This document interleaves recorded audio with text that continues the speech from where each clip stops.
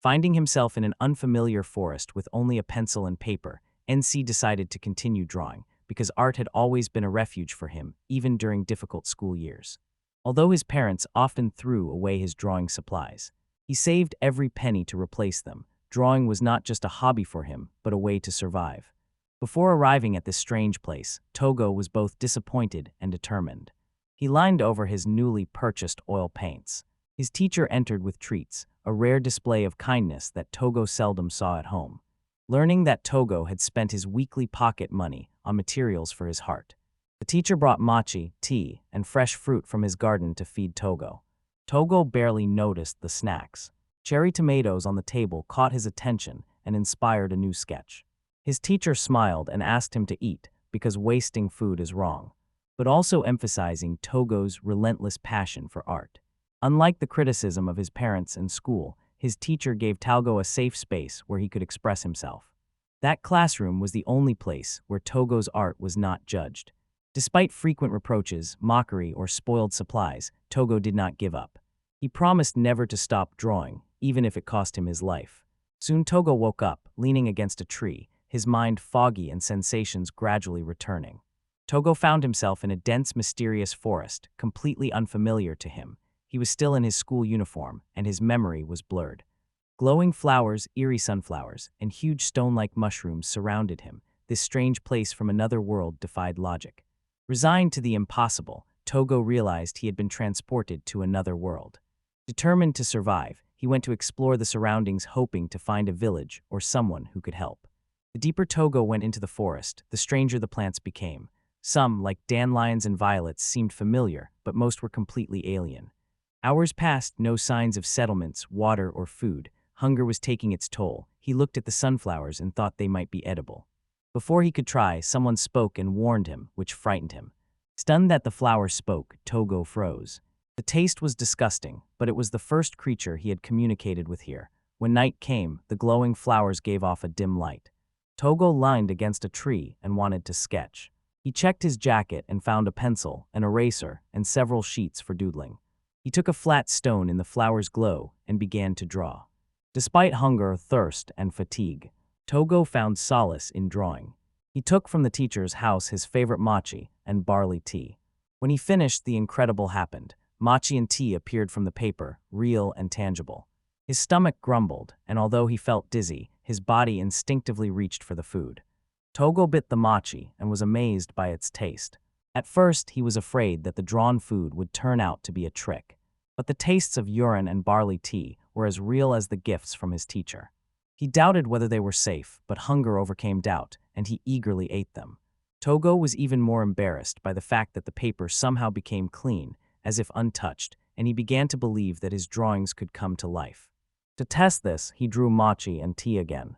They appeared once more. It was not a one-time occurrence. It was real. That night, Togo drew again and again, and from his drawings appeared rice cakes and tea until he satisfied his hunger. The next morning, Togo woke up in the same place where he had dozed off after eating mochi. He was filled with excitement because his drawings were becoming real, and it seemed incredible. And he wanted to test the limits of this power. Taking a pencil and paper, he decided to draw cherry tomatoes, but to his surprise, nothing appeared. Then Togo noticed that his pencil was dull, and he tried to draw a new one to replace it, but that did not work either. While sharpening the pencil, he thought about the strange rules of his new unusual ability. So far only the knife he pulled out has come to life. The tomato and pencil he tried to get are still missing.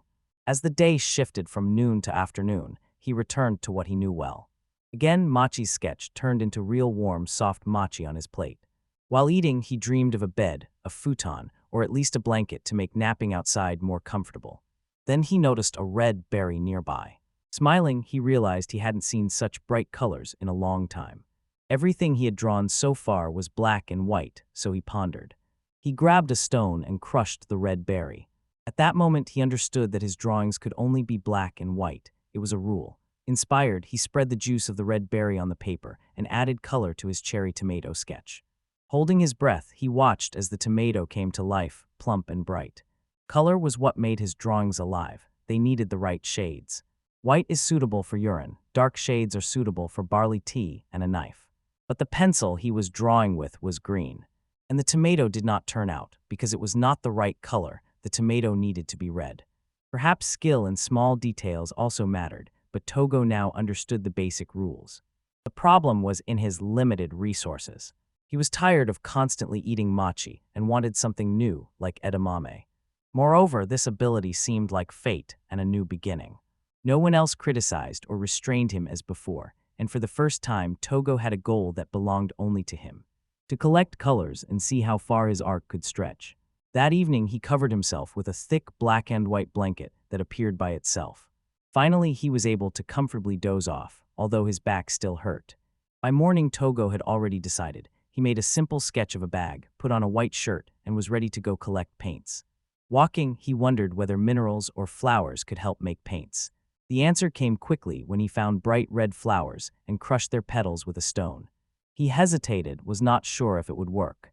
He sketched an apple, carefully added red flower extract to the drawing, then took yellow from flower pollen. After several hours of work, the apple looked alive and real. It worked, but very slowly, 3 hours for one apple. He needed to find an easier way. Then he thought that it might be possible to paint directly with paints. He made a sketch of a paint tube and applied red flower pigment to the packaging. Holding his breath, he saw that it worked perfectly. The paint was slightly pinkish, but effective and revolutionary. Using this method, Togo experimented with berries and red clay to make new colors. His world expanded with each new shade. But he noticed a problem. The paints he made were pale. The bright red color of the flowers faded, no matter what he tried. Applying layers of dye did not help. As soon as Togo finished the drawing, even with a barely noticeable red, it immediately came to life. If he took too long to complete the final strokes, the sketch came to life too early. In a frantic impulse, he continuously tried to find the perfect color. Then he was struck by a disturbing thought about a deep blood-red shade. In despair, Togo made a small cut on his hand to collect pigment.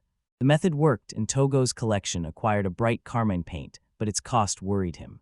Having obtained red, he set out to find yellow and blue to expand his palette.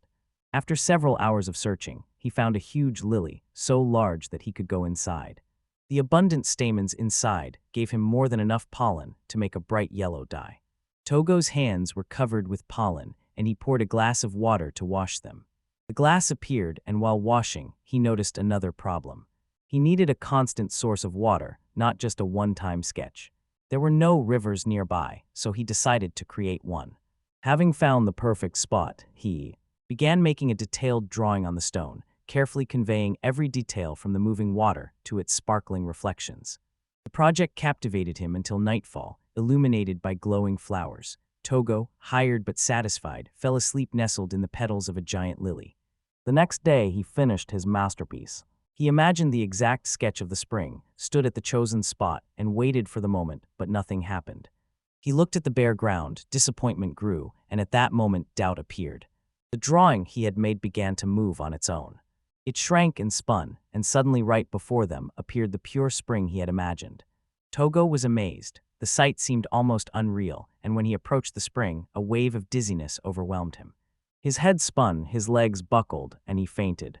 When he woke up, the spring was still there and shining in the sun, although his head was throbbing. He crawled to the water, splashed his face, and drank the cool, refreshing water. He felt relief when he understood the truth. He hadn't drunk water since yesterday. Was dehydration the cause of his fainting? It seemed that creating the spring exhausted him more than he thought. His stomach growled even before he could think further. Togo drew a magnifying glass and used it to focus sunlight on black paper and start a fire. When the fire flared up, he took a frying pan and a piece of meat. He cooked it carefully over the fire. The first bite was tasty, but it lacked salt. A quick sketch gave a piece of rock salt, which he ground to salt the food. The improvement was noticeable, and with a full stomach and having a water spring, Togo felt satisfaction and a quiet sense of victory. For the next few days, meat would be his main food. After eating, he sat down to review the paints, which he had painstakingly gathered. Reds from flowers, berries, clay, and even from his own blood, and yellows from pollen and clay. Blackened by earth and damaged by stone dust. It was a solid collection, but most of the colors were shades of red, yellow, and brown. He really wanted blue, though it seemed impossible. He remembered that blue could be obtained from the rare stone lapis lazuli, which was beyond his reach. He also needed green. Without it, painting plants seemed incomplete, and in some cases, green could substitute for blue. That day he crushed leaves 3 times, but the bright green always faded to brown. Feeling both frustration and determination, he raised the leaf to the sun, and its bright color sparked a creative flame. He cut the leaf in half, used lily nectar as glue, and attached it to his work. He painted an Edam pie. Incorporating the natural green of the leaf into the sketch, at first it seemed more like craft than true art, but then something unusual happened. The drawing flickered and came to life before his eyes. He was stunned, excitement grew within him as he realized the possibilities of this breakthrough. If true colors could so enhance his sketches, he could radically change his palette. Wishing to continue experiments, he found a dead butterfly and carefully removed the bright orange color from its wings. The method worked and gave a bright orange paint, but just as he began to celebrate. Suddenly he felt very dizzy, his vision blurred and his head throbbed, so Togo reluctantly decided to rest. Frying eggs and bacon over the fire. While a multitude of ideas swirled in his head, the most important thing became clear. He needed to find the blue color, so first he took a pencil and paper, because without the necessary things it is impossible to draw. He also longed for home, was tired of drawing in the open air, and tired of living without a roof over his head. His head was full of creative ideas, and he wanted to try many experiments that were just waiting to begin. The more he thought, the wider his smile became, because this pure, unrestrained freedom to create captivated him. Togo never remembered ever feeling such joy as this new goal gave him. He invented a strong shoulder bag instead of his homemade one and made it himself. External pressure brought him quiet satisfaction. Survival was no longer his only goal. By the end of the day, he had crafted a simple tent from wood and synthetic fabric, a temporary home in the heart of the forest. That night, resting in the shelter he had built himself, Togo felt deep peace and relief. This new feeling, previously suppressed, now burst freely and reflected his overflowing joy. It was strange but not unpleasant. An unnoticed mysterious creature, in the shadows of the forest, watched his tent. Its form sharply stood out in the moonlight. Togo woke up to the chirping of birds, a rare natural alarm clock in the wild, curiously poked his head out of the tent and froze. A colossal bird, larger than any seen before, splashed in the spring as if raining over the water. He was mesmerized by the sight of smooth, shining feathers glistening at dawn. Their eyes met for a moment with mutual curiosity, then the bird disappeared, and Togo did not have time to react. He whispered, "Wow," still amazed. His gaze fell on the spring, where a large, elegant feather floated, dimly shining and looking mysterious. He was seized by an artistic impulse, and he wanted to make a sketch of the bird. Not to bring it to life, but to preserve all its grandeur on paper. His inspiration was cut short by a gloomy realization. He was reaping the consequences after a week without washing. He quickly got the toiletries that appeared immediately. That day he washed with soap and cold spring water, washing off the dirt, the cold biting his skin. He imagined the warmth of a steaming onsen and smiled at the thought. Now clean and dressed in fresh clothes, he lifted his improved backpack and set off to track the giant bird. The forest was full of wonders and bright flowers, fragile like shells and strange insects. He realized how rare the animals here were, and that was why the bird was so memorable after hours of wandering. Togo's journey led him to a huge tree with a trunk so wide it seemed endless, and branches reaching to the sky like large arms, where high in the crown there was a large nest. This is clearly the home of a giant bird that he had seen before. He glued his gaze to the nest, proudly hidden in a tall tree, and thought that this must be the place, confident that it belonged to the same bird. Without hesitation, Togo pulled out a ladder that instantly appeared before them. He carefully climbed step by step until he reached the top, where the view took his breath away. Below stretched an endless green forest, but his attention was drawn to the eggs in the nest, and they shone bright blue like a thrush's egg. Very shy, he wanted to capture this in his paintings. His heart raced as he looked at the bright color, but when he carefully lifted one egg, a shadow fell over him.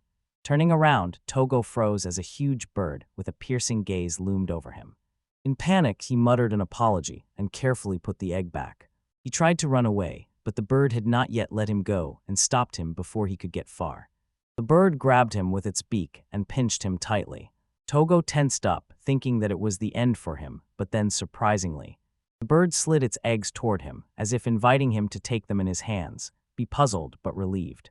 Togo's state was set. The bird flew up briefly, returning with a strange fruit in its beak, which had fallen earlier. Hesitantly, Togo bit off a piece. The fruit revealed a spicy burning taste like a blazing persimmon, and warmth spread through him. Although it was strange, the sensation somehow invigorated him. The bird lightly touched Toko's head with its wing and flew away again. As it was leaving, Togo instinctively took out a thick blanket. He wrapped it around himself and the eggs to keep them warm, and realized that the bird had entrusted him to care for them. What began as a simple task, to sketch the bird, turned into something unexpected. Holding the eggs, Togo felt a deep sense of purpose, and the huge bird returned, carrying another spicy fruit in its beak. Though a little hesitant, Togo ate it under the bird's watchful gaze. Preparing for the intense heat, he cuddled the eggs that night. A giant bird sat nearby to rest. When morning came, Togo woke up with pain all over his body and saw the bird above him in fear before he could react. It flew away and soon returned, dropping a bundle of warm, thick clothes at his feet. Confused but grateful, Togo put on the clothes and immediately felt the pain disappear. Later, after eating another spicy fruit, Togo noticed something incredible. The eggs beneath him began to move, one cracked. A tiny chick appeared, its fluffy feathers sparkling in the sun. The chick chirped quietly and snuggled up to Togo as if thanking him. All day Togo watched Chinai as the chicks and their devoted mother bonded. When all 3 eggs hatched safely, he knew his task was complete. As he was about to leave, the huge bird gave him a gift. A piece of shell glowing with the same blue that inspired him. Along with the warm clothes he had learned to appreciate. Togo was about to say goodbye, but before climbing down, he realized that his drawing was not finished. Sitting down, he drew a touching scene of a mother bird with her chicks while working. The bird surprised him with a new fruit, sweet and juicy. Togo understood that the sharp fruits helped him warm the eggs because they raised his body temperature. The sketch was ready. He held the valuable shell in his hands and set off home, knowing that he got blue paint from the shell of a giant bird. On the way, he noticed something disturbing. Strange feathers lay on the forest floor, many of them stained with blood. Togo traveled a lot, collected many colors despite difficulties with his sketchbook and abilities. He could now draw and create almost anything. By the spring, he was fascinated, making sketches of peach trees, large vines, clean trees, cucumbers, potatoes, and edamame. The space was filled with bright plants, and to Togo's joy and slight regret, his drawings came to life. To transform the territory into a small farm for spinning. Inspired by this success, he decided to build a decent shelter. He started with a sketch of a wooden balcony, which turned out exactly as he imagined, and the next day he began drawing a simple house frame. Over the next few days, he built the walls, roof, and everything necessary. On the 5th day, Togo stood in front of a low wooden house with a simple but cozy interior. That evening, Essie lay in a real bed for the first time since arriving in this strange world, and a wave of emotions overwhelmed him. 2 weeks had passed since he was quickly taken here. He wondered if his parents were worried about him and felt a slight guilt. Togo missed his teacher the most, the only person who truly understood him. Unlike most adults, his teacher was special. Someone Togo could always rely on. Looking at the wooden ceiling, memories of his teacher flooded his thoughts. He whispered an apology to his parents, promising himself that he would find a way back not to Earth, but to see his teacher once more. With this thought, Togo dozed off, overwhelmed by longing and calm, and the next morning he woke up late. The bed was too comfortable to get out of. Feeling refreshed, he went outside, and suddenly was shocked when a huge bird dived into the spring. The large bird, which came daily for a bath, flapped its wings. They soaked Togo before he could even think about washing his clothes, leaving him wet and trembling. Wrapped in a thick blanket, Togo fell ill and developed a fever as he tried to warm up.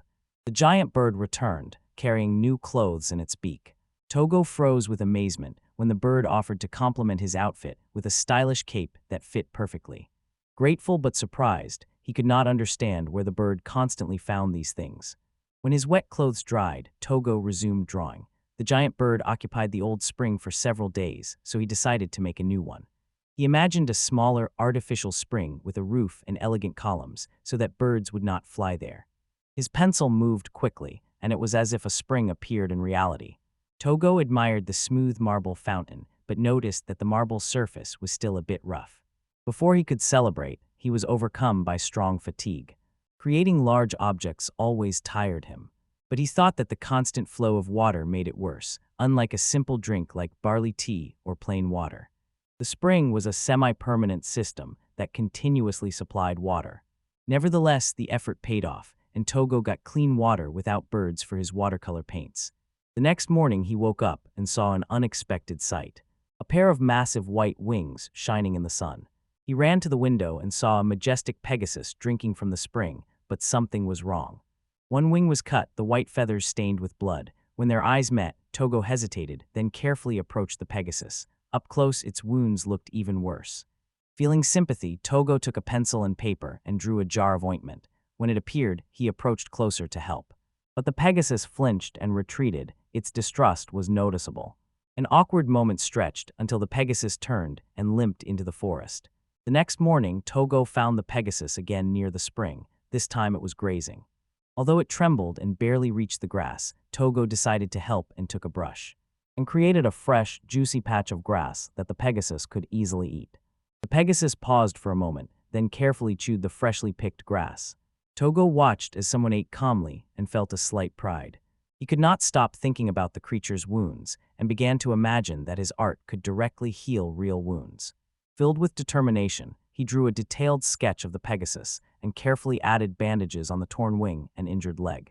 Togo held his breath as the sketch came to life.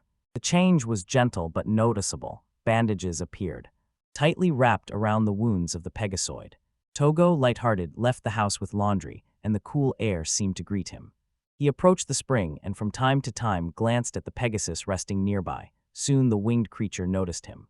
To Togo's surprise, the Pegasus approached majestically and calmly, radiating trust. He hesitantly extended his hand, and for the first time the Pegasus allowed him to touch its soft mane.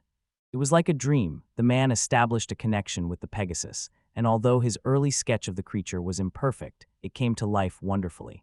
Ideas for better drawings swirled in Togo's head, but the presence of the Pegasus completely captured his attention. Togo knew that his skills needed honing, and fate seemed to disagree with that. In a moment, another amazing guest appeared, a unicorn, and broken bones barely gleam in the sun, cautiously approaching the spring. Gogo stood and marveled as the Pegasus seemed to invite the unicorn closer, introducing him as a reliable friend.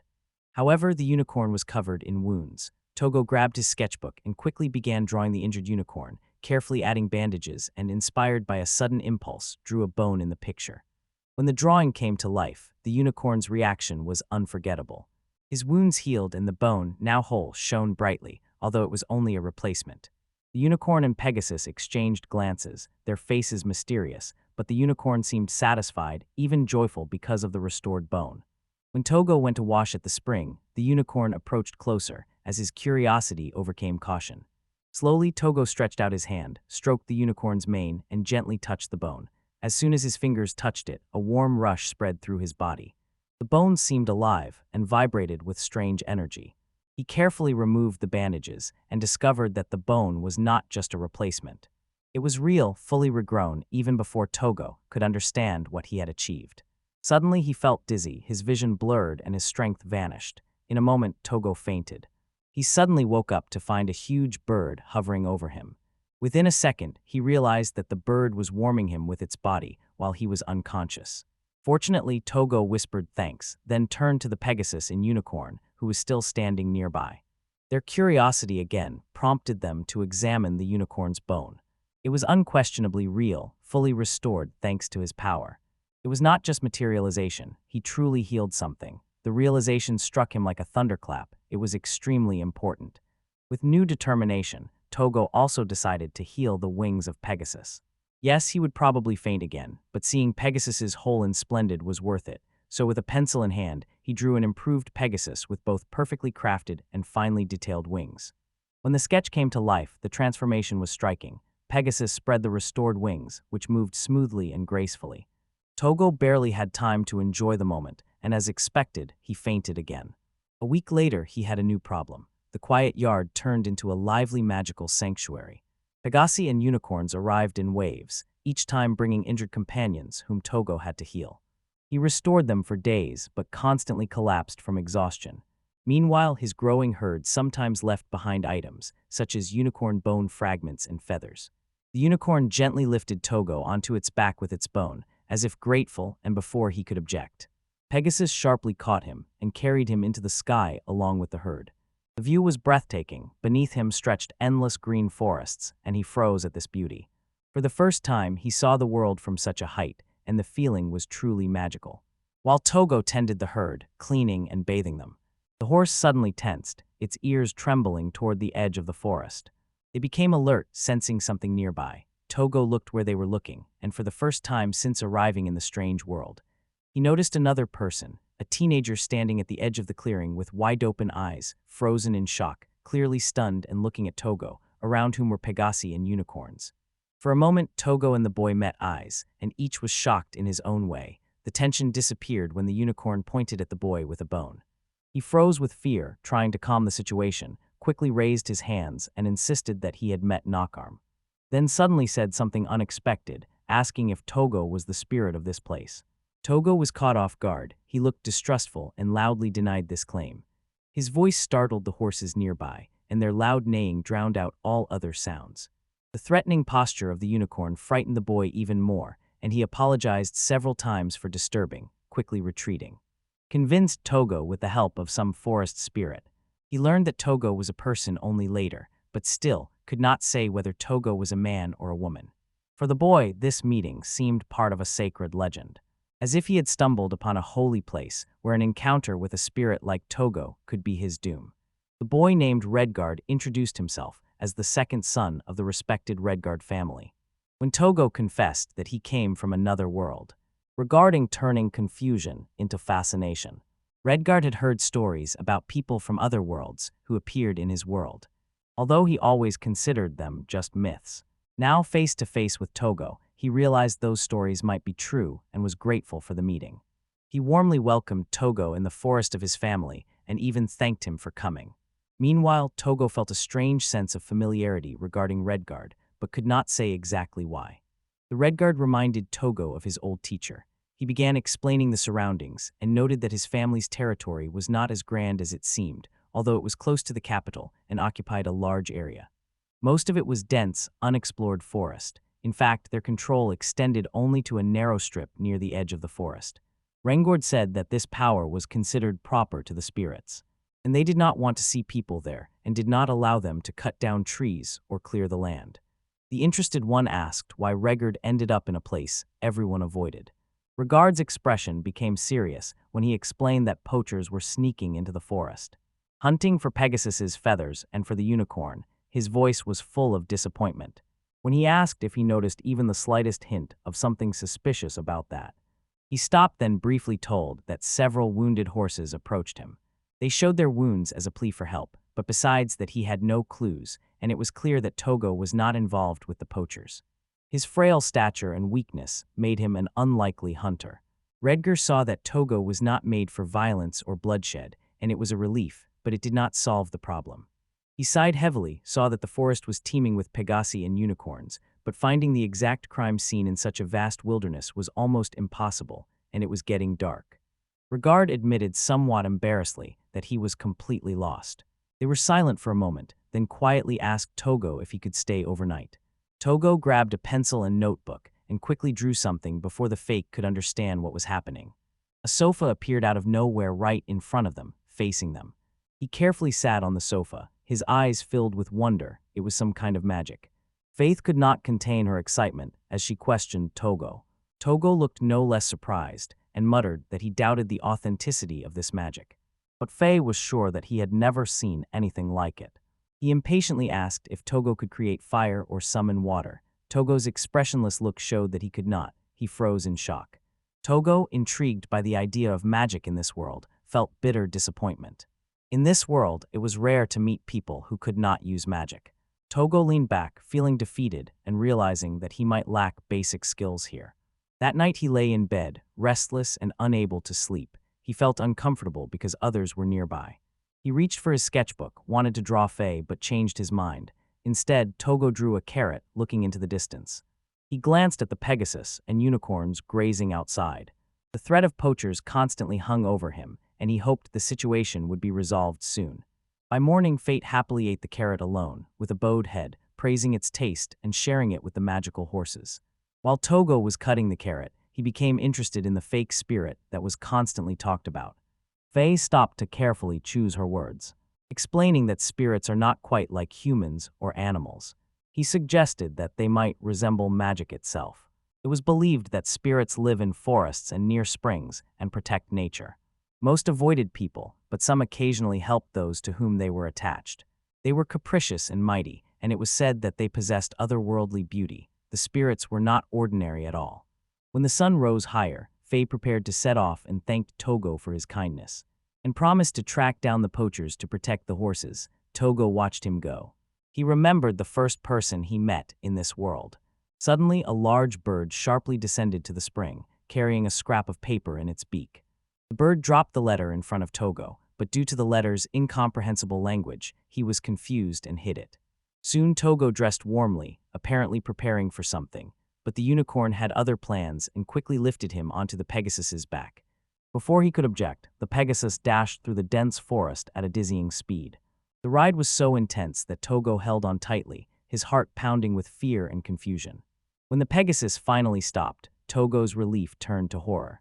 Before him appeared a grim scene. Several Pegasi were tied up, their large wings clipped and their bodies wounded. The poachers nearby boasted about their successful catch. The poachers were already planning to sell the wings for a big profit. Togo froze in place, his hands trembled, he felt all the cruelty. Suddenly the Pegasus, who had carried and dropped him off, and boldly appeared in the poachers' line of sight. The men's faces lit up at the thought that they could capture another Pegasus. But the horse skillfully avoided them and kept them busy. From afar, Togo was watching, trying to understand the situation. He did not understand why the Pegasus had brought him here and why it appeared right now. Suddenly he realized that the Pegasus was slowing down and asking for his help. Fear gripped Togo, but he pushed it aside and grabbed a pencil and notebook, then quickly started drawing. He could undoubtedly treat injured horses, but the real threat was the poachers. They had already caught the Pegasus and were preparing to cut off its wings. The horse was raging, and Togo felt the burden on himself, looking at his trembling hands, although the anxiety only grew. He energetically sketched with the pencil on the paper and finally finished the drawing. The poacher was tightly bound, hands and feet firmly tied. Soon the sketch became reality. The ropes appeared and entangled the poachers exactly as he had imagined. The poachers were bewildered by the sudden bonds. Meanwhile, Togo hurried to the wounded horses and promised to heal them all. One poacher shouted angrily at him. Togo, irritated, ignored the outburst of anger and fled deeper into the forest with 3 Pegasi. To avoid poachers, they found a secluded place where Togo reacted quickly. He opened his sketchbook and began drawing, the hands trembling in determination. The first drawing restored one Pegasus rider to full strength, his wings healed, and the wounds carefully bandaged. Although the effort sucked energy out of him, as if through a drain pipe. He has not finished yet. 2 Pegasus need his help. Taking an uncertain breath, he decided to draw both at once. When he lifted the pencil, the sketch came to life flawlessly. 2 majestic beings stood upright, fully healed. Relief covered him, but it turned into pain when a sharp, unfamiliar pain exploded in the chest, as if the heart was being squeezed. He remained gasping, barely able to think or stand. The situation worsened. 3 poachers rushed at him, revenge burned in their eyes. Pegasus stepped forward to protect him, and his unwavering loyalty only fueled the poacher's greed. Mock Togo of the poacher whispered that the boy who could control Pegasus would be worth a lot of money, just moments before they could touch him. A powerful blow knocked down the chief poacher. Faye arrived, his anger blazing, and his watchful gaze revealed the poacher's cruelty. He prepared to face the rest of the hunters, but looked back to check on Togo. Unbearable pain silenced Togo. He fainted and Tai was confused, not understanding what had happened. Togo's senses gradually returned, and he opened his eyes to find himself in a familiar bed in his small hut. Through the window, he saw something unexpected. Dozens of horses stood outside, their anxiety almost palpable. These were not isolated animals. Nearly all the Pegasi and unicorns surrounded his home, as if waiting for him forever. Togo became deeply attached to them, and it warmed his heart. Despite weakness, he barely got up, leaning on the wall for support. When he opened the door, Faye was standing on the balcony with a face full of anxiety, and the fact that someone was waiting for him caused an unusual joy in Togo. Faye quickly explained that Pegasus helped return Togo after poachers nearly attacked. The good news was that they caught the poachers. The bad news was that they were only charged with illegal trespassing, without witnesses or solid evidence of poaching. The criminals said they were just lost. Togo's heart clenched when he realized the truth. Although he healed Pegasus, his torn wings were gone, and if the poachers hid them, their crime would remain hidden. This thought weighed on him, and regret pressed on his chest. Faye calmed him and thanked that Togo and Pegasus were safe. Faye admitted that he was very scared when Togo fell and did not move for 3 days. The thought of Togo's immobility reminded Faye of a friend he once saw after casting a powerful spell. At that moment, a wiry unicorn appeared, balancing a peach on its bone. And as a token of gratitude for saving the horses, he gave the fruits to Togo. Togo, who had not eaten for several days, bit into the peach and was immediately struck by its sweetness. V2 was impressed by the taste of the peach. But his mood became serious when they talked about poachers. Without concrete evidence of their illegal actions, it would be almost impossible to detain them. Faye suggested looking for evidence on the black market. Exposing the poachers' actions could completely change the situation. Swearing by the name of the Rigward family, fate promised that it would happen. Togo, inspired by Faye's resolve. Suddenly he remembered something, took a crumpled letter out of his pocket and handed it to Faye, and her eyes widened as she read it. Realizing that the letter contained irrefutable evidence of the trade in Pegasus and unicorn feathers. When Togo briefly remembered that he had received a letter from the great bird, Faye was surprised. Not only as proof, but also by Togo's casually thrown remark about the strange bird. It seemed too implausible. But in this strange world, Faye was no longer surprised by anything. That night, Togo slept outside under the stars, surrounded by horses that strangely did not let him into the house and seemed to guard him, probably because of recent events. Meanwhile, Faye set out with the letter, determined to track down the poachers and seek justice. When Togo rested under the shimmering night sky, it seemed strange to him that the great bird left traces, as if sensing something unusual. Togo felt that not only the bird was strange, the whole world seemed strange to him. A month had passed since he arrived, and he kept thinking about his old life on Earth. There he would probably be busy with preparatory classes and would not have time for drawing. Looking at the stars, Togo realized that he really did not want to return. Still, he missed his teacher. 2 days later, Faye returned to Togo with wonderful news. He caught all the poachers. Faye emphasized that it would have been impossible without Togo's help and the important evidence he provided. But Togo, feeling unworthy, downplayed his role and said that the credit belonged to the horses and some strange little bird, not to him. His hands trembled as he admitted that he felt useless. Faye, not allowing Togo to doubt himself, lightly slapped him to snap him out of it. He reminded Togo that without him, none of the creatures, neither Pegasus, nor unicorn, nor even that strange bird would have intervened. Faye insisted that Togo was the key and sincerely thanked him. Togo blushed and could not hide his joy. Wanting to thank Togo, Faye noticed his sketchbook, which had a drawing of the Fae's bracelet. Togo quickly explained that he drew it not out of desire, but because he admired its beauty, and this made Faye think. If Togo could draw anything and bring it to life, what would he really want? Faye decided to give Togo something important and asked what he wanted. Togo hesitated at first, then shyly asked to live in the forest. Faye, surprised by the simple request, laughed sincerely and promised to discuss it with his parents. Their conversation again returned to Togo's drawings and pushed him towards the idea and change of thinking. Togo could use his drawing skill to summon beasts. Confused, Togo asked what the summoned creatures were. The fairies explained that they were magical beings connected to humans through contracts. They help in battle, transportation, or everyday tasks. Such bonds required compatibility and magical mastery. The fairy added that although creatures like dragons still existed, many species had disappeared.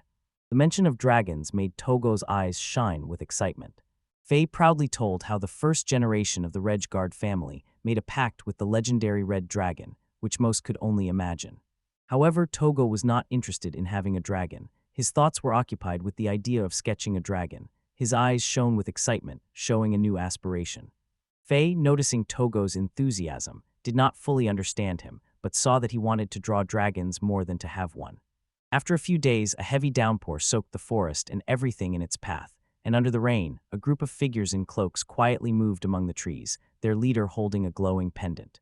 Meanwhile, Togo sat under the roof of his small house, captivated by the rain, which he felt for the first time in this world. The moment was calm until they came completely soaked. When Faye dried off, he noticed something strange. The horses now had small drums. Togo explained that he had painted them himself. Interested, Togo asked why Faye went out in such a storm. Faye admitted that he had urgent business nearby. and seeing the relentless rain, decided to stay. Settling in for the night, Faye could not hide his admiration for Togo's talents. Togo painted another guest room with a comfortable bed. Exhausted, Fatum quickly dozed off and mumbled that he did not like getting wet in the rain.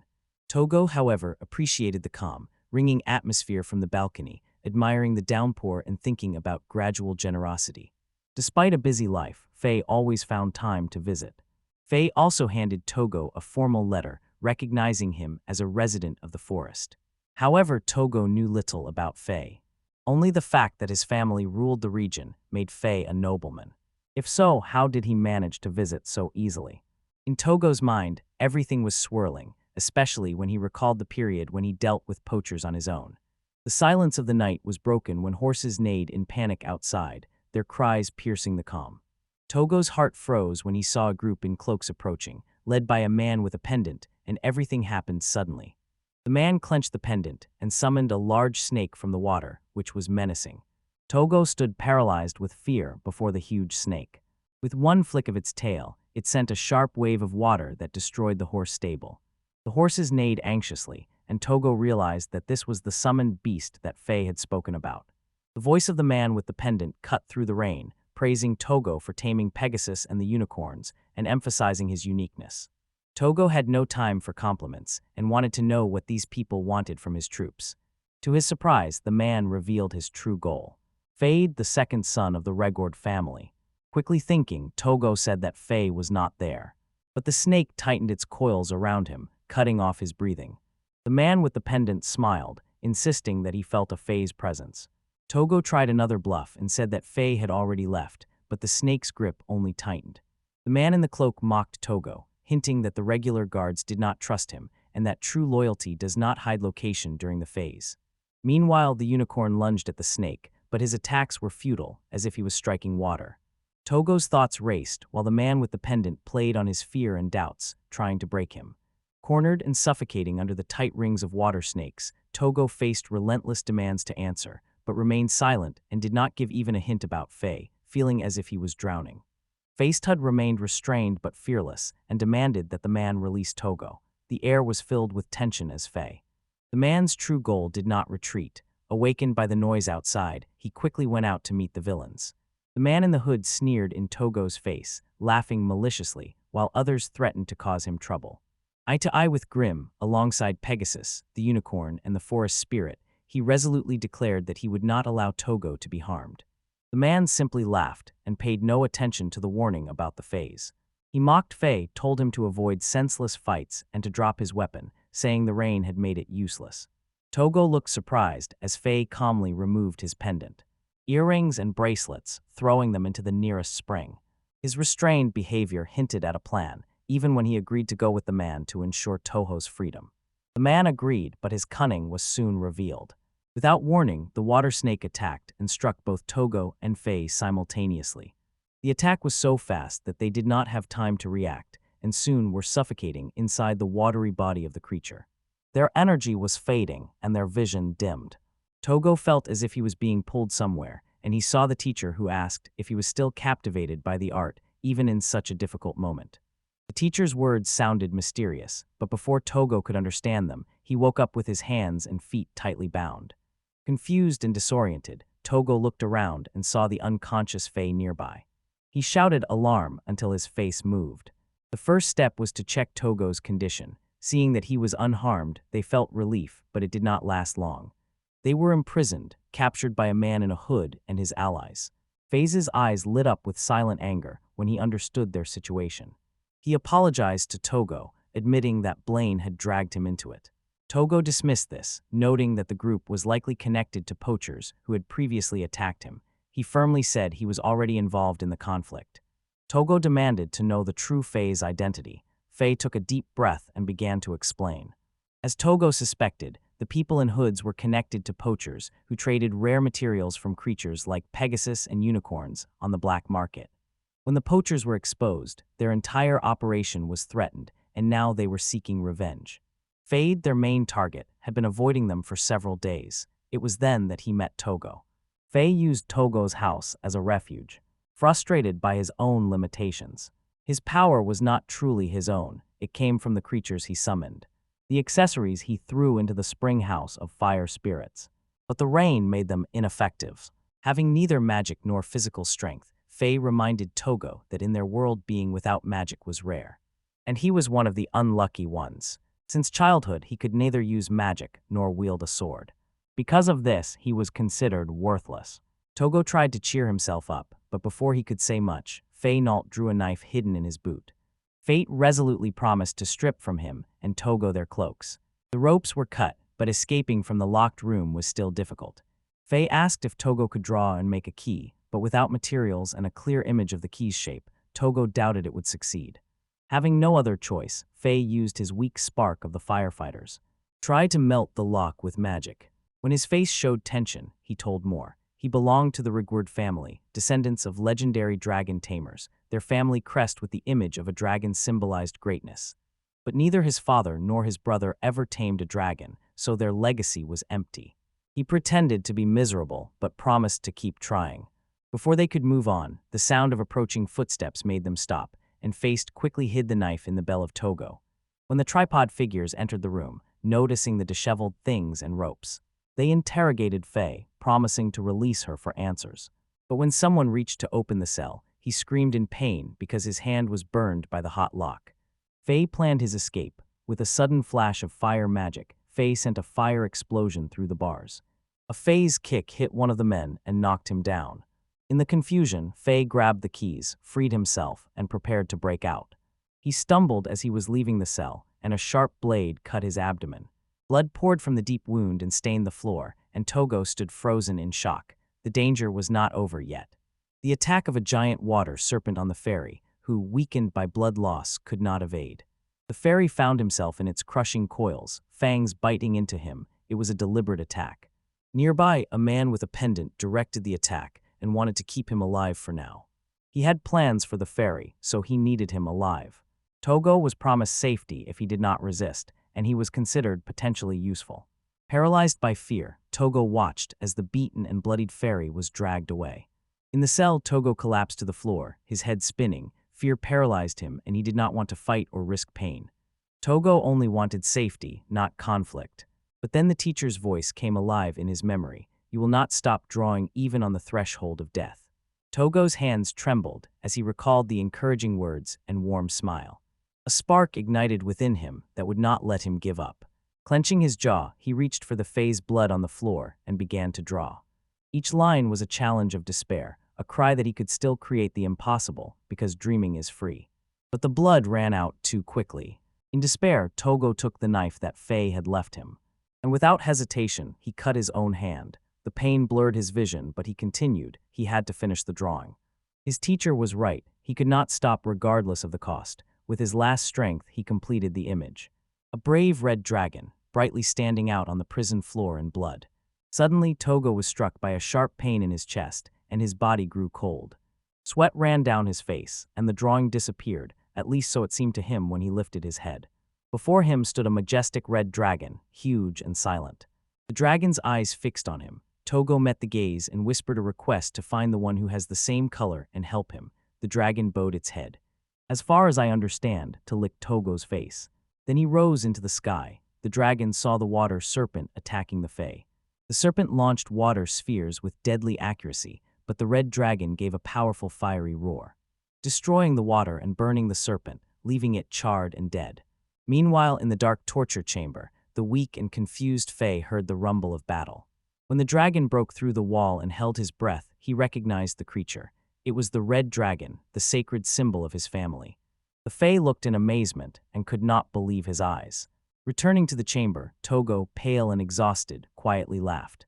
Even now, when his body was failing him, he realized that drawing, even in the darkest moments, had never brought him more pleasure. Togo's eyes slowly opened. His thoughts were foggy. When the haze cleared, he saw that this was not his room. Next to Togo, he saw the Fae, beaten and scarred, but with a warm smile. Blood still seeped through the bandages, and she, relieved that he had awakened, asked how he was feeling. The Fae pulled Togo into a gentle embrace, despite her own injuries. Handing Togo a glass of juice, they casually explained that they were at the Rigvard family estate. Togo was stunned to learn that Fae was a true noblewoman, but there was no time to ponder this. The situation was serious. Faye lost an eye, several fingers, and seriously injured his ribs, but he just laughed and waved it off. He said it was a small price to pay to survive. He only worried about Togo's safety. Seeing Faye in such a state, Togo was overwhelmed with guilt and sorrow. However, Faye reassured Togo, saying that the injuries were worth it as long as he was safe. With a sly smile, Faye turned to something or someone. A majestic red dragon appeared, a truly magnificent creature. It had just been summoned and materialized from a blood-drawn image that saved them. The dragon was their protector, dealt with the black market bandits, and allowed Faye and Togo to escape. Fate could hardly believe the dragon was real, but was sure that Togo had drawn it. His gratitude was sincere. Leaving Togo brought both pride and embarrassment. When they washed the dragon, he seemed smaller. Faye explained that his magic was too weak to maintain full size, and this issue would be resolved later. Before Togo fully realized it, two powerful persons entered the room. One was Van Nilia Redguard, the father of the Lord of Territories. The other was Rosetta Rufus Regord, his elder brother. Togo was paralyzed with fear. He could not move and did not understand why the nobles had come to him. Rosetta quickly calmed him, thanked him for saving Faye, and apologized for her antics. Togo tried to object, feeling unworthy of their gratitude after all they had done for him. Faye's father sternly said that Faye's wounds were a sign of honor, and that one or two scars did not matter compared to saving a life. The nobles were not angry. They were grateful and sincerely relieved that Togo was also alive. Such warmth was unusual for Togo, as he was not used to such open gratitude. It overwhelmed him, but pleasantly. But the moment lasted briefly. Togo needed rest because he had been unconscious for 10 days. This explained why his body felt so heavy. After a few days, Togo gathered enough strength and was able to move again. His hands were confident, and he thought only about returning to the forest and starting to draw. Before he could leave, sparks flew from Faye's bracelet and pendant, and two fiery wolves appeared, and Faye smiled and introduced them as his summoned beasts. While Togo was unconscious, Faye returned to the source to retrieve his belongings. Strangely, he found them at the entrance to the forest, as if a kind bird had brought them. Togo was glad and promised to thank the bird if he ever met it again. They rode into the forest on the wolves of Faye's flame. When they reached Togo's house, it miraculously remained unharmed. Horses were grazing nearby. Seeing Togo, they ran to him. They neighed and rubbed their noses against him like old friends, happy to see him. They watched the touching reunion with a smile, but soon began to gather to leave. Before he could, Togo asked to draw a portrait of the face inside the house. Face sat on a chair, a little nervous under Togo's watchful gaze, and joked that it would be better if Togo drew him before the injuries. However, Togo insisted that this was the first portrait he wanted to make after returning home. While Togo was working, he became curious and glanced at the sketch. To his surprise, the drawing showed a healthy, uninjured version of himself, not his wounded appearance.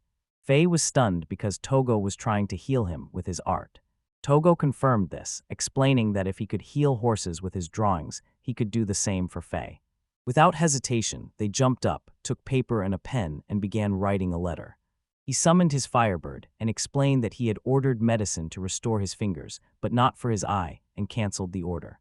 He believed in Togo's ability to heal him, so he wrote to his parents that he was staying with him. He firmly believed in Togo's talent.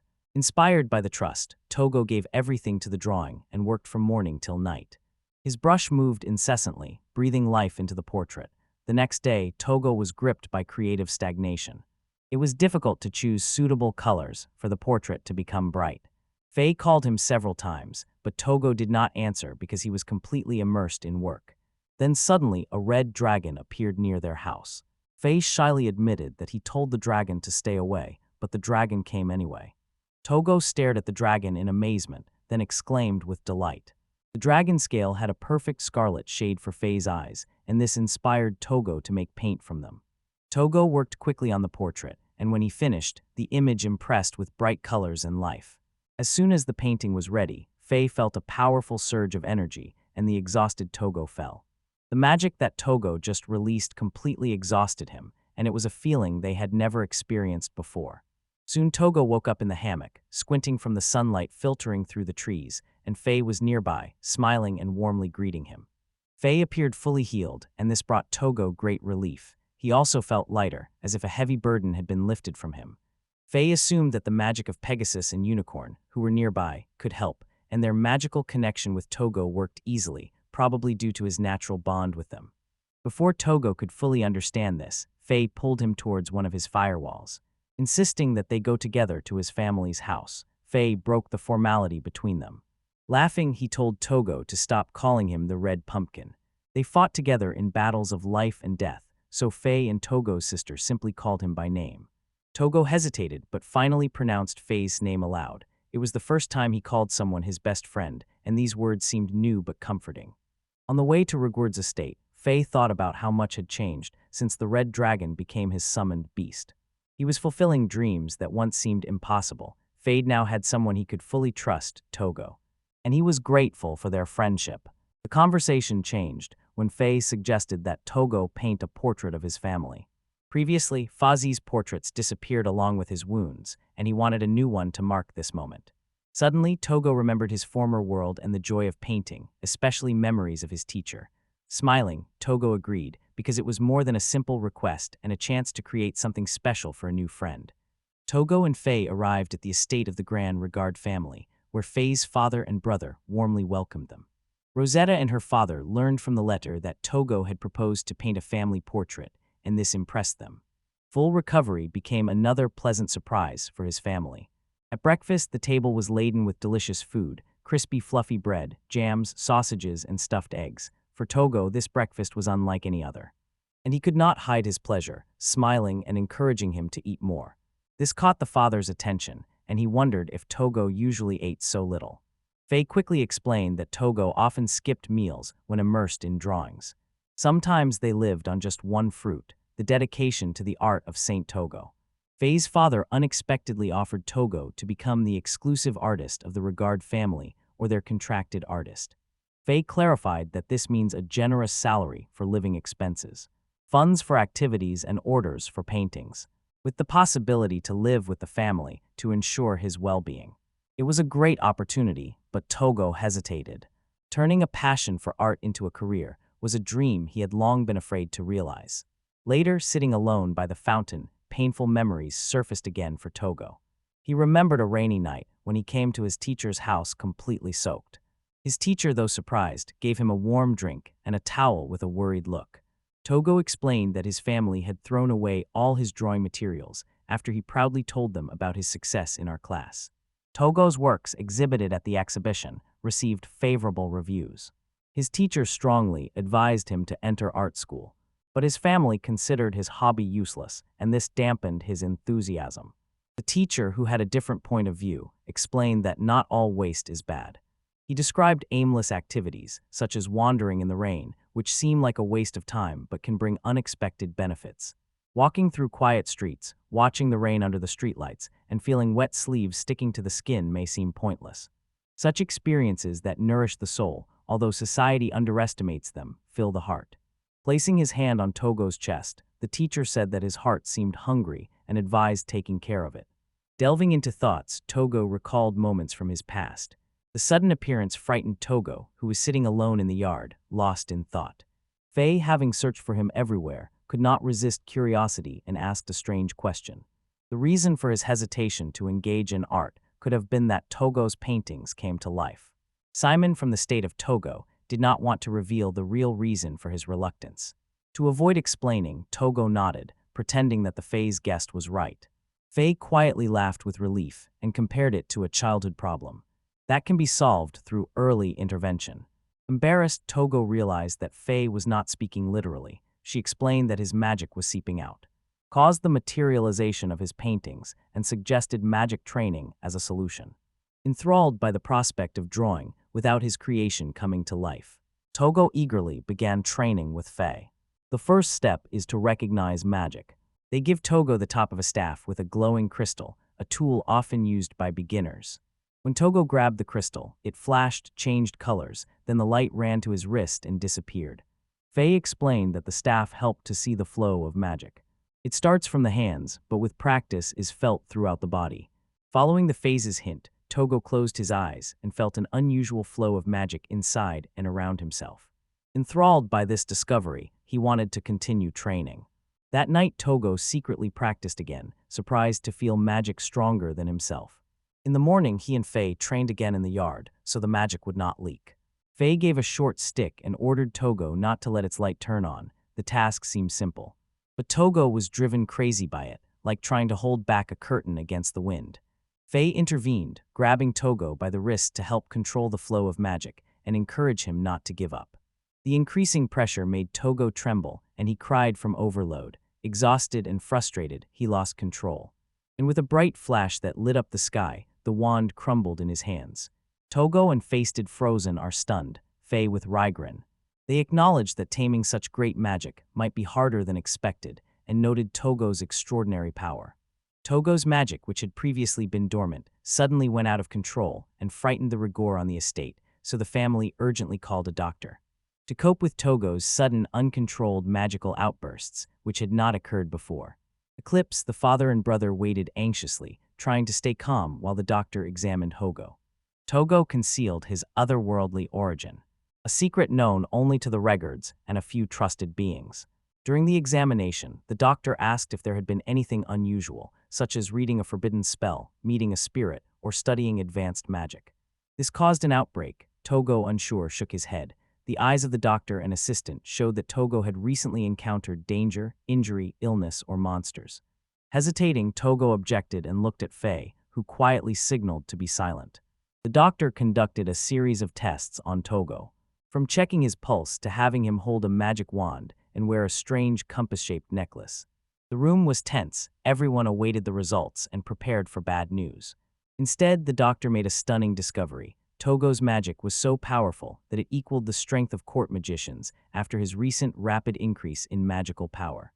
The doctor explained that Togo's excess magic was a natural and understandable phenomenon, noting the bright color of his magical energy, which indicated that he could wield various elements.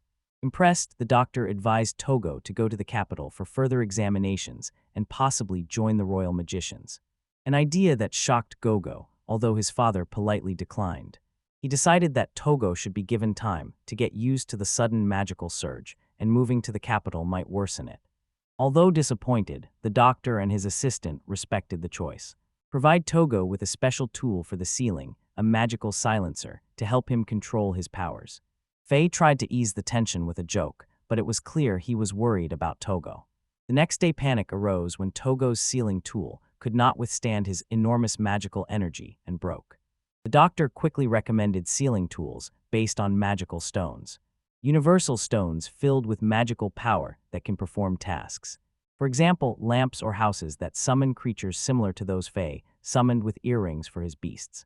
After the doctor left, Faye insisted that they immediately get one of these stones, and Togo hesitated, concerned about the reason. He was confused, but Rose ignored his worries, saying that Togo's actions resolved the poacher crisis and saved Faye, earned the gratitude of the Reg Guard family and their financial support. But Togo had other plans and did not rely on regular guards. He took his notebook and quickly drew an impressive gemstone, which, to everyone's surprise, appeared from the page. Father and brother were stunned because they saw such magic for the first time. Their amazement intensified when a red dragon flew in through the window, attracted by the powerful magical aura of the gemstone. Faye, who always jokes, said that Togo could become the best jeweler in the world, and seeing the dragon's admiration, Togo offered to make a custom stone for him. Faye gladly agreed, and Togo calmly began making sketches of the entire red dragon and quietly hummed with excitement. In a moment, a ruby-like stone appeared, shining with magical energy. The dragon nudged it, then dissolved his physical form and inhabited the stone. Having received a cozy new home that could be summoned at any moment, they warmly thanked Togo. But father warned that the jewel probably cost more than their estate. Togo shrugged and was not interested in the value of the precious stone. For him, it was important that his creations brought joy, especially to beings like the red dragon, with whom he felt a connection. Inspired, Togo wondered if selling his magical jewels could support him. Faye said in surprise that this was Togo's decision, but noted that he could earn much more than just a living. Togo decided to start modestly and buy the essentials, such as groceries. Drawing everything seemed pointless. He wanted more variety in their life, and they planned to visit the city the next day. And while the father and brother argued about who would accompany Togo, work duties could complicate the obvious choice. The next morning, Togo started by pulling out 3 stones to sell. Pretend to be cautious, don't overdo it, because flooding the market with valuable jewelry would look suspicious. Arriving in Amelia, a lively town where children's laughter rings and friendly chatter is heard. Togo was captivated by the bright atmosphere, and he wanted to depict all the details. He became even more interested when they described the intricate patterns, carved all over the city and serve as protective magic. By drawing these patterns with available magical powder and inserting a magical stone, one can create a protective effect. In this world, magical stones were indispensable means for using magic. Their first stop was at a jewelry store adorned with the coat of arms of the nobility, where the shop owner, familiar with the Fazi family, warmly welcomed them. Fade casually explained that they had set out to buy a Togo tool for the ceiling, which could be equipped with a magical stone and needed to be appraised. When Togo offered one of his stones for appraisal, the seller, after a thorough inspection using sophisticated equipment, was stunned and called it a masterpiece of such exceptional quality that it could attract a dragon. He recorded its value and left, unaware of how valuable it was. Gasfi learned that this would be enough to live comfortably for 2 to 3 years. Faye noticed that magical stones like Togo's were usually a luxury for the nobility. With a wry smile, he admitted that some beasts quickly consumed them, and since he lacked magical talent, he relied on wealth to acquire abilities. Later, they strolled through the city, bought groceries, and stopped to eat at a local cafe. Togo's delight when he tasted his first meat sandwich was unforgettable. Togo was very pleased with the aromatic bread and juicy meat, and Faye was happy to share the city's culinary treats because she was always practical. Faye suggested updating Togo's wardrobe. He jokingly remarked that his current clothes looked outdated. Togo realized that his clothes turned out to be made from the feathers of a giant bird and decided that they should go buy new clothes. At the clothing store, Togo tried on several styles and left with a new look. The day continued with a visit to the herb shop, food stalls, and casual conversations with townspeople. Faye, always sociable, chatted with them and entertained children with her summoned beast. He smiled broadly, and this unexpectedly calmed Togo. The day was truly fun for Togo as they walked home in the evening. A mysterious building caught his attention, and when he asked, Fate simply explained that it was the Slaw dating agency. Shocked, Togo listened as the imposter explained that this slurry was different. Support system for the poor, which provides shelter, food, and a path to freedom. Since Togo was curious, Faye encouraged him to look at it a little later. There were several people in the house, but one figure at the far end stood out. A massive man with a thick beard, many scars, and quiet concentration. The next day in Flaminia, Togo hesitated about the concept of slavery, but they assured him that it was legal and strict rules applied here. They soon reached the slot introduction agency. We are a noisy old manager. Let's welcome them very warmly. Faye explained that Togum needed a caretaker and companion, and this moved the manager because Faye rarely called anyone a close friend. The old man gladly introduced the Slavs, starting with the impressive women. Togo was embarrassed. He blushed and fidgeted under their stares because a harem was not what he wanted.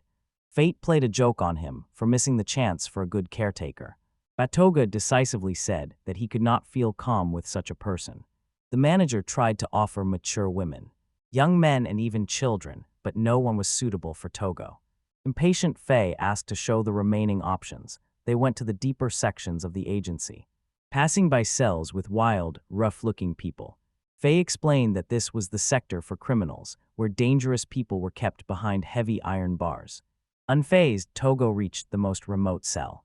A towering man with a bear-like beard, numerous scars, and piercing eyes looked at them. Without hesitation, Togo stopped in front of the cell and looked at the man with admiration.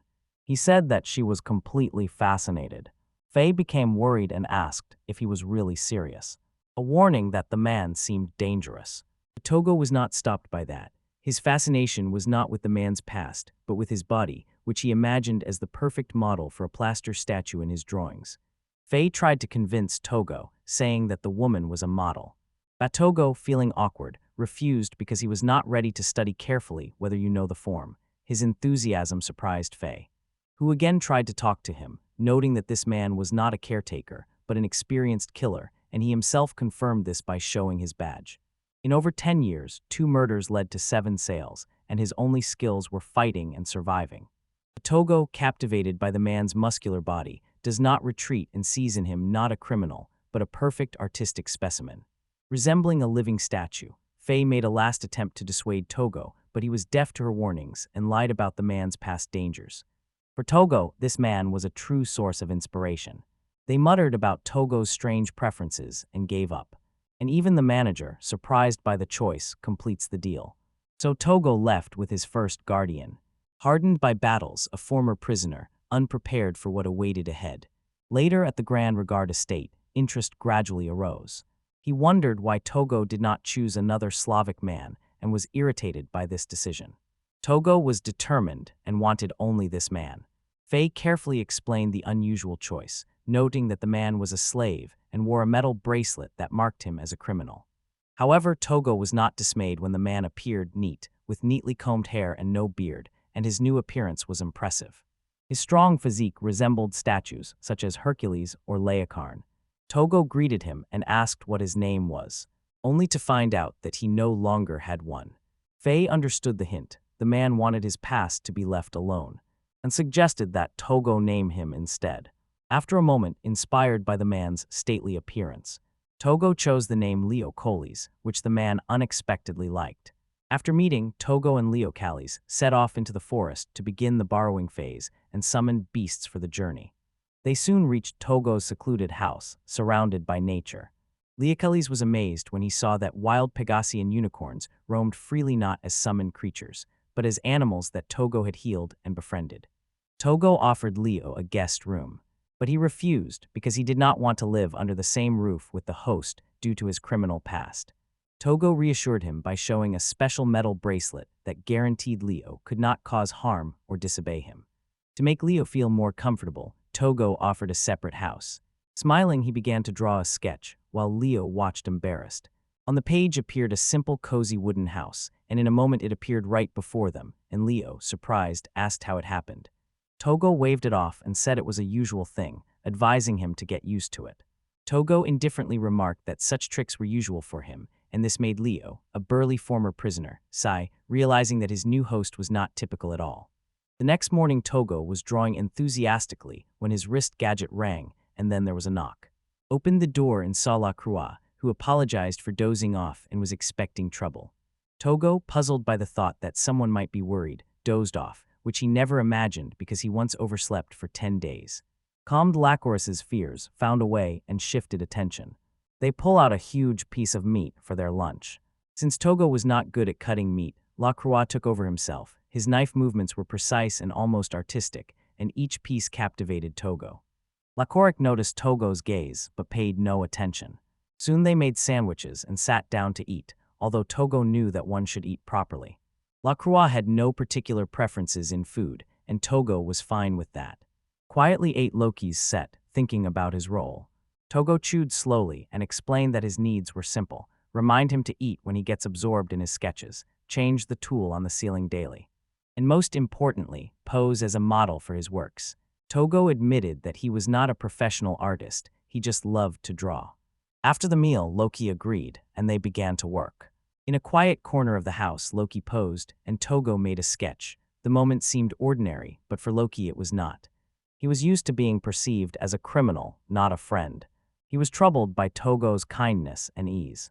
He tried to push away the strange feeling by focusing on his role as a slave. Because of his past actions, what Loki did would later manifest. While he looked at the quiet forest and the strange but kind man who lived there, something stirred inside him, and this life seemed too different and a little unsettling. After a few days, Togo mostly drew well. His biggest problem was not technique, but that his drawings did not magically come to life. There were also constant interruptions, like when Loki suddenly reminded him to switch the ceiling tool. During those days, Togo spent a lot of time with Loki, the quiet man who spoke only in sharp hey. Togo did not push for conversation, respecting his Simons. At noon, while sketching rabbits in the meadow, they quietly scattered. A way to ask if Togo had lunch. He went into the hut, came back with a sandwich, and Togo eagerly ate it. Although it was just simple bread with meat and cheese, it tasted better than what Togo cooked. Loki suggested next time to prepare and bring lunch, if Togo didn't mind. Loki's routine with Togo was simple. Besides encouraging Togo to eat and replacing the ceiling fixture, he chopped wood in the backyard. He carried water in a bucket and did heavy exercises, such as one-arm push-ups and sit-ups. His discipline impressed Togo, who admired his strength. Loki waved it off and said that one must stay alert. One wrong step can turn into a disaster. The next day, Tagamu had to visit Fazi's house and ask the horses to help. They all competed for this task, and Togo chose the exhausted horse, causing envy among the others. The usually aloof Pegasus allowed Loki to pet him, and it became a funny moment thanks to the mythical horse. Togo and Loki quickly reached Regard's estate. Fate cautiously asked if Loki was getting used to life with Togo. Loki replied briefly and detachedly. But Fate is satisfied. In the living room, the doctor and his assistant were waiting for Togo for a follow-up examination. They checked his pulse and used magical devices to assess him. The results showed that Togo's control over magic had significantly improved, and the sealing devices could gradually be removed. Faye was delighted with the progress, but the doctor was shocked to learn that Togo had bought a slob. Thinking Loki was a bodyguard, the doctor was confused when Togo indifferently said he was a model. The assistant was surprised and noted that male models are rarely hired because most prefer women. However, Togo was pleased with his decision, and Fate smiled upon the strange choice of her friend. That evening, Togo and Loki dined at the Regard mansion. After dinner, Faye took Togo aside to talk about the upcoming event, a party at the royal castle. Faye admitted that she does not like parties and does not know how to behave at them. Togo, who is always calm, suggested joining Faye because she needed support. Faye, surprised but interested, shared the details. It was an official gathering of nobles and important persons. Even the king was supposed to come. However, the invitation to the Fays was not simple, as for a member of the Regard family. It was addressed specifically to Fayblood Regard. Probably because she had a rare, supposedly extinct red dragon, and because of this, she became a target for nobles and kings. They could use this event to marry off their daughters or seize the dragon. Faye explained why Togo's presence was decisive. He could become an escape for her. If Togo felt unwell or needed a break, they could use this as an excuse to avoid pressure, because Togo was not a nobleman. His participation in the role of a merchant by step-by-step recommendation was acceptable. The problem was that the event was to take place in 2 days, which required almost a whole day on the road to the capital. Time was short and problems were looming. Before leaving, they paid attention to a key detail: to take care of appropriate clothing for Togo and Leo Corliss. The next day, the three visited a clothing store in Flaminia. While Togo tried on clothes, Leo Corliss asked Faye if he could join them, and Faye, grateful for the support, agreed that Leo Corliss could be their guard. It was wise, considering the uncertainty of the event, to be on the safe side. When Togo came out of the fitting room in a dress, Faye laughed, and Leo Corliss stared mistakenly, took Togo for a woman. Togo, embarrassed, explained that he was a man and mystical, still giggling. Resolved the misunderstanding with the seller. After a few more purchases, Togo bought himself decent clothes, and they began looking for something more formal for Ryoko. When everything was ready, Faye, Togo, and Leo Corliss set off for the capital, and the trip on the creature summoned by Faye seemed boring. But Togo enjoyed the warmth of the fire spirits beneath them. Leo Corliss asked Togo where he was born. He felt awkward when it was difficult for him to answer. Leo Corliss began to suspect that Togo had humble origins, noticing that he had never ridden horseback and did not know what a woman's dress was. Before it became awkward, Faye calmly explained that Togo was simply new to this world, and the tension eased. The trip continued peacefully, with breaks for rest and bows. They passed through the mountain ranges of meadows, and Togo was especially pleased by the light jokes that lifted the mood. By evening, they reached the main gates of the royal capital. Much more impressive than everything in Flaminia. Leo Corliss enthusiastically showed the places where Togo could make sketches, and it inspired him. Meanwhile, in a tavern in the capital, there was a mysterious woman named Chloe Siptvine. They eagerly awaited tomorrow's royal party at the castle, feeling that something special was approaching. When Faye, Togo, and Leo Corliss entered the capital through its huge gates, Togo was impressed. The city was lively, late shoppers filled the streets, and the shining lights created a magical atmosphere. The royal castle towered in the distance, majestic and unmistakable. Soon the three arrived at a luxurious hotel where Faye had booked accommodation for them. When they opened their shop in the room, Togo and Leo Corliss were stunned. It was not just a room, it resembled a noble estate, with separate bedrooms, exquisite decor, and an incredibly spacious interior. But something fell from the corridor, indicating possible problems ahead. Many doors stood nearby, but the rooms inside were very spacious. Leon asked what everyone was curious about, and Face simply explained the old spatial magic that made the rooms much larger than they appeared from the outside. Then each of them was given a key, magically transferring its pattern onto their hands. Entering the room became as simple as waving a hand. The next evening they dressed up and went to the royal castle for an important event. Aristocrats in luxurious attire had already gathered near the entrance. Their clothing matched the grandeur around. When the castle doors slowly opened, Togo stepped inside and held his breath. Before him opened a majestic corridor decorated with wonderful works of art and detailed patterns. Togo's gaze was drawn to one carefully selected painting. It shows knights charging into battle on horses. People noticed the faces and explained that it depicted the legend of the hero and the demon king. The story of this painting captivated Togo even more. There was no time to delay. When the doors of the main hall opened, fate quietly reminded Togo to pretend to be ill if something went wrong, and he nodded, already feeling the importance of what lay behind the luxurious doors. When they entered the great ballroom, Togo was impressed. Sparkling chandeliers warmly illuminated the hall. The air buzzed with noble conversations and the music of a masterful orchestra. Aristocrats in elegant attire danced exquisitely, while others savored luxurious dishes. For Tobus, it was the first time at such a grand event, and his face shone with admiration. But then everything else flew out of his head when a blonde gracefully passed by for a drink, and she was impossible to miss.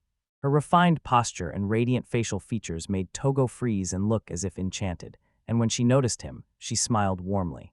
His heart pounded, his face reddened, and Faye quickly noticed that Togo was embarrassed, joking that it was love at first sight. Togo shyly admitted that it might be so, but not as usual. He said it felt the same as when he first met Lilac.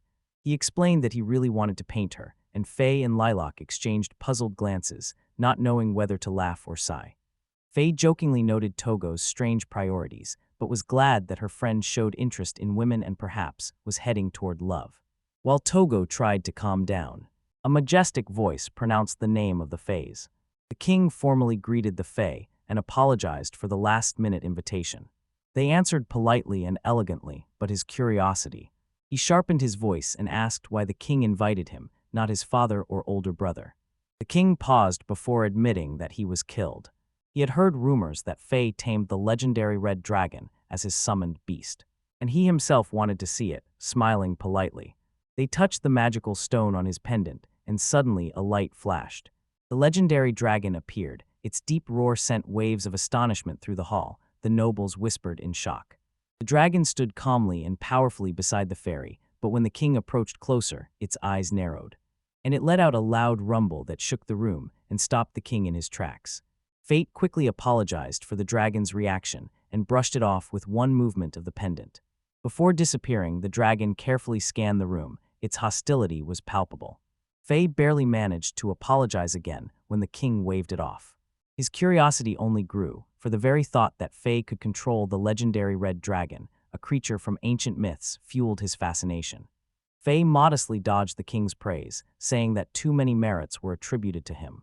The moment came that Faye and the Regard family feared, and the king, smiling politely, proposed marriage, saying that Faye would be the perfect husband for his third princess. He said that such a union would bring stability to the kingdom and strengthen the waning power of the crown. Faye was ready. He politely laughed off the idea by saying that the princess deserved a much better husband, perhaps a legendary hero, not a simple nobleman like him, while the king leaned in to press further. Togo intervened at the right moment, pulling his sleeves over his face. He quietly said that he was feeling unwell, but loud enough for the king to hear. Pretending to be concerned, Dahlia quickly took advantage of the moment. He apologized to the king and asked for permission to leave to tend to Togo, who had suddenly fallen ill. The king, though hesitant, allowed it, and they left the hall. From afar, a mysterious blonde woman with a glass of wine quietly watched, her face unreadable in the private silence of the dressing room. Faye slyly smiled at Togo and praised his performance, saying it was timely. Togo was still worried that they might offend the king, but they waved it off and said that the king and nobles were not pure of heart either and cared only about the red dragon. He explained the broader situation. The royal family, seeking to restore their influence, considered the dragon a symbol of power. They understood the king's true motive. He wanted to keep the red dragon close for control, not just because of the princess. He, the father, and the brother had already weighed the dangers. Under no circumstances would he allow the pride of their families, the red dragon, to become a political tool. While they were talking, the bathroom door creaked, and the blonde woman they had seen earlier appeared. She was pale and held her hand to her temple, as if she had a headache. Faye noticed that Togo looked at her, and a majestic whisper called him to come to her. He nudged Togo, and he froze with a face full of fear and doubt. Like a true friend, Faye approached the woman and smiled warmly at her. They apologized for interrupting and asked to speak quickly. She shrugged and said that if it was brief, then okay. Faye saw a chance and jokingly nudged Togo toward her. He hesitated, nervously cleared his throat, and suddenly asked to draw her. The woman blinked, tilted her head, and was embarrassed by this request. Faye insisted that Togo explain. He explained that he was an amateur artist, not a professional, who loved to make sketches. Fate stood up, praised Togo's talent, and joked that he would one day make him his personal artist. Still nervous, Togo confessed that when he first saw her at the event, her beauty struck him. He admitted that he could not stop thinking about her, and his heart beat fast when he told how she surpassed everyone. For him, she was a living masterpiece, and he would have filled countless sketchbooks with her image if he could. He imagined himself rummaging through shops for several days in search of paint that exactly matched her eyes, and thought that depicting her in a drawing would be bold. But the desire was too strong, and he confessed that he felt love at first sight. The room fell silent for a moment. His sincerity caught the woman off guard, and she felt a soft blush warm her cheeks. She had never met anyone like Toho before. After a short pause, she looked at herself and agreed to let him paint her, but on one condition. She said that her 2-month vacation started the next day. Then she wanted him to shelter her. Faye and Togo were surprised by her unexpected request. Take her in, what did she mean? The woman, worried and irritated, explained her situation. She worked in the royal castle, but someone persistent was stalking her. This person came uninvited to her workplace and sent huge bouquets to her workplace. And she was ambushed repeatedly, that is, she was being watched. The harassment became so serious that she decided to take 2 months off. Face began to understand, but he was gripped by an anxious thought. If this stalker was so tireless, he would follow her anywhere. The woman acknowledged the risk but believed that a trip to the Regard territory would protect her, looking at Faye, the young heiress of Regard. Faye was surprised, but it was understandable because he had previously shown the red dragon and everyone talked about it. The Redguard family had already attracted attention with their striking appearance. If it would not be a problem, the woman asked for shelter and in return offered to pose for Togo's paintings. Faye agreed to help and asked her name. She introduced herself as Sheila, a diplomat, and the agreement was made. The Redguard family would provide Cleo with security, and she would pose for Togo's art. Later, when they returned to the lively party, Faye noticed someone looking at him hostilely. An obviously angry man shouted rudely at Faye. He immediately summoned a red dragon and mocked Faye. They doubted how the so-called incapable second son of the Regards could have such a legendary creature. Faye calmly corrected him, saying that he did not acquire the dragon, but the dragon chose him as a friend. The man's face twisted with jealousy. He sneered, insisting that Faye was unworthy and that he would be a better match for the dragon. Before the situation escalated, the calmest of the people, Leo Corley, intervened. His piercing gaze instantly silenced the man. His threatening stance gave a clear warning, leave or face consequences, so the frightened man fled. Though the moment passed, Togo was still troubled and shared his thoughts with Faye.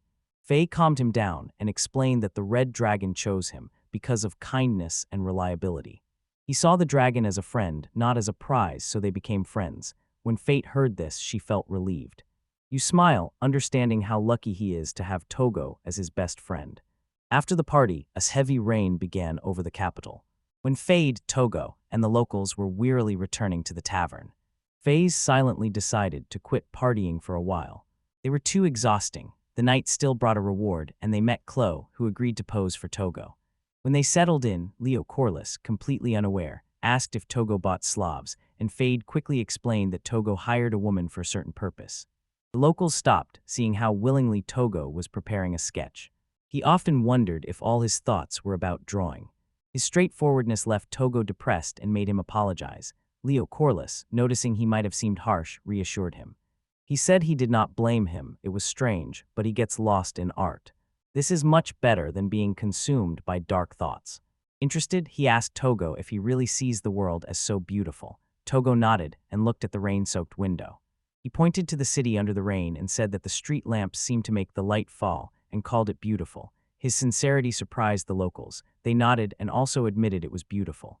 Their quiet moment was interrupted by a knock on the door. The three were stunned when they saw Chloe soaked and trembling so late. Chloe explained that a stalker was lurking near her house, leaving her unable to return and with no other place to go. They quickly led her inside and insisted that she take a bath to warm up. While she was bathing, they noticed she had nothing to change into. Togo suggested drawing something for her, but Leo Corliss coolly rejected the idea. A warning about the risks if someone finds out about Togo's convenient ability. Faye nodded. They did not doubt Chloe, but her work in the royal castle brought unknown complications. After the discussion, they mentioned the unused room in the hotel, which Faye never used because it did not suit him. Leo Corliss coolly suggested giving it to Chloe, while he was engaged in the delicate task of selecting suitable lingerie at the reception. Since it was a tavern for nobles, they probably had something appropriate. Seeing how Leo Corliss coolly calmly handled the situation, Togo and Faye silently agreed that a man who remains calm in difficult moments is truly impressive. The next morning, Chloe was still locked in the borrowed room. So Faye decided to take her shopping to buy normal clothes. Chloe was embarrassed to accept this gesture, but they waved it off, calling it her fee for modeling work, and offered to buy everything else she wanted.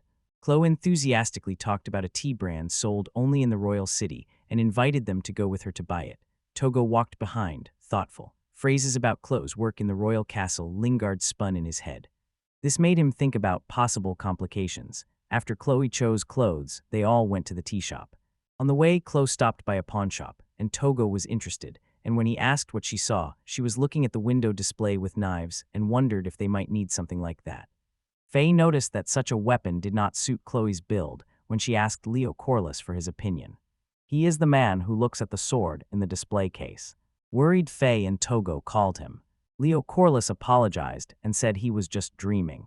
But Togo heard him and was not convinced. He asked if Leo Corliss wanted the sword. Leo shook his head and said no, but it was clear he hesitated. Togo added and asked if it was about money or something deeper. After a long pause, Leo Corliss admitted that maybe. He could not spend money like a slaw and felt unworthy of the sword. Togo offered to pay for it, said he would sell jewelry if necessary to cover the costs. Leo Corliss was stunned and asked why Togo went so far. Togo simply said that the sword suited him, and asked if it was originally his. The silence of Leo Corliss with wide-open eyes confirmed this. Shocked, Pale demanded an explanation. Sighing heavily, Leo Corliss began to tell his story. Once he served a lord on the lands of Hora, and the sword was a gift from his master. With the same sword, he killed 2 people, one of them an innocent civilian, and the new lord who replaced his master. These actions made him a criminal scoundrel, and the sword was taken away, cutting off his past along with it. When the locals told his story, Togo softened and accepted their discovery as fate. They found a valuable lost item.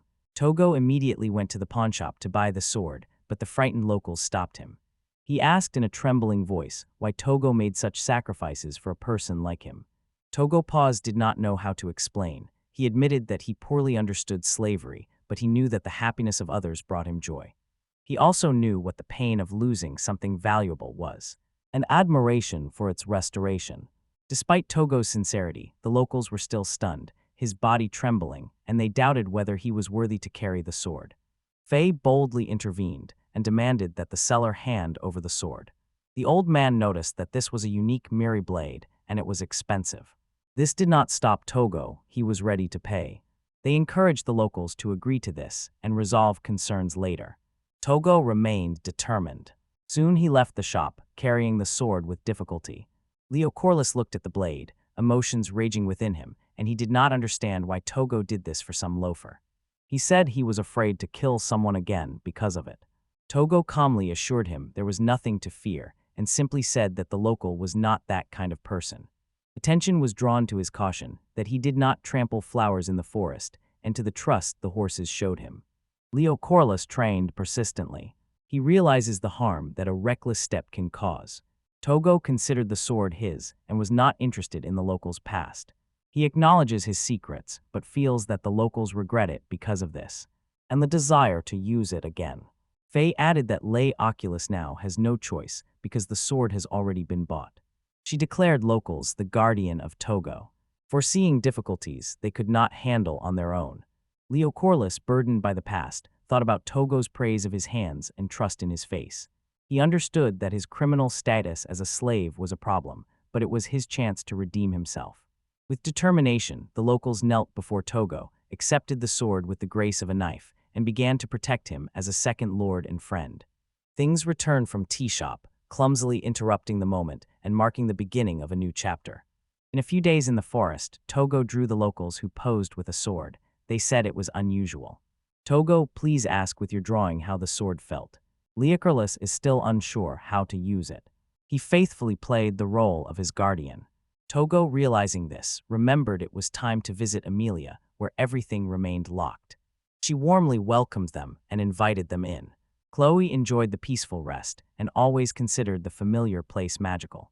Togo felt guilty because he often visited the locals, but Chloe reassured him because she valued their company, which lifted her spirits.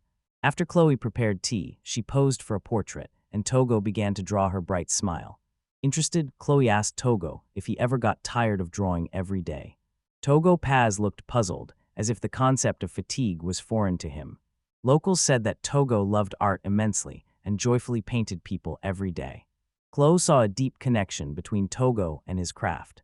The topic changed when she mentioned Togo's dream of becoming a full-time artist. Togo recoiled, his face darkened, because he had not expressed such ambition. It was only a suggestion. He began to have doubts about whether art could support him, as he was haunted by memories and trauma. Noticing his anxiety, Chloe hugged him to calm him down. Her embrace was gentle and steady. Clove giggled, making Togo blush deeply. She asked if he felt better, and to his surprise, he really did. Her hugs were soothing. Smiling, Clove said it was nice to have what you love, looking at Togo, who painted with enthusiasm.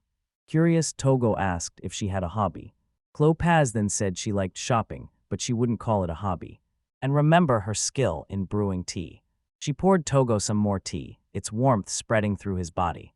The next morning, Togo was preparing to go to Chloe.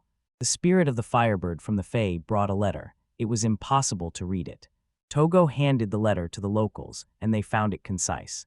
Chloe was seeking shelter with them. Both Togo and the others are expected to arrive soon. Feeling the urgency, they rushed to the Regard estate, where the Fae solemnly welcomed them and led them to a room. They, noticeably agitated, ran to embrace Togo, relieved to see him. Togo gently asked what had happened, and they explained that the persistent stalker had followed her until the end of that morning. When Carrasco opened the door, he was standing there. Fortunately, Chloe fled to the mansion, thinking that Togo also lived there. Faye suggests moving the fabric to Rigvard's estate for safety, but Togo offered her instead to stay in his secluded house in the forest. Clown with a surprise. They agreed that it was a good idea because Togo's house was hidden and hard to find, and Oculus nodded, but his wary look revealed doubts. The decision was made quickly. And Faye, Togo, and Chloe arrived at Togo's house. Chloe froze upon seeing the magical wooden house hidden in the forest and surrounded by Pegasi and unicorns. It was a magical sight. Chloe was impressed by the unexpected beauty of the place. Initial surprise turned into joy when the horses allowed her to pet them while she was distracted. Violet whispered to Togo that he would stay nearby to protect the stream and asked him to be careful. Togo agreed and went to prepare a guest room for her. Soon loud sounds, knocking and scratching began to be heard from the house, frightening the clothes and locals. Togo appeared again and invited Chloe to the guest room, which he quickly arranged. Decorated with live sketches and doodles, as if drawn in a moment. Chloe was delighted with her new room, although the locals were troubled by the unusual speed with which Togo prepared it. When the immediate threat was gone, Chloe relaxed, took off her outerwear, and suggested they continue drawing. Togo, always full of enthusiasm, agreed, and their shared days began. Filled with art, laughter, and a watchful gaze that notices any signs of danger. After a few days, Chloe rode a horse that somehow earned Pegasus's trust during their forest journey. The day was clear, flowers were blooming all around, and the horse seemed to lead them to the perfect place. When they came out onto a quiet clearing, Togo casually suggested Chloe try some forest activity. Embarrassed, Chloe asked what he meant by saying it was like the forest. Togo told how hard it was for him to draw her in the forest, explaining that although the landscape was beautiful, something was off. He realized that Claude did not quite fit the forest atmosphere. She was better suited to elegant places, like castles or grand balls, considering her previous work in the royal palace. Still, Togo thought that if she blended more with the forest, he could convey her essence in a way that matched the environment. It was then that he pointed to a butterfly with deep black wings, simple but attractive. He also showed her a bright flower and said that its color reminded him of the locals' eyes.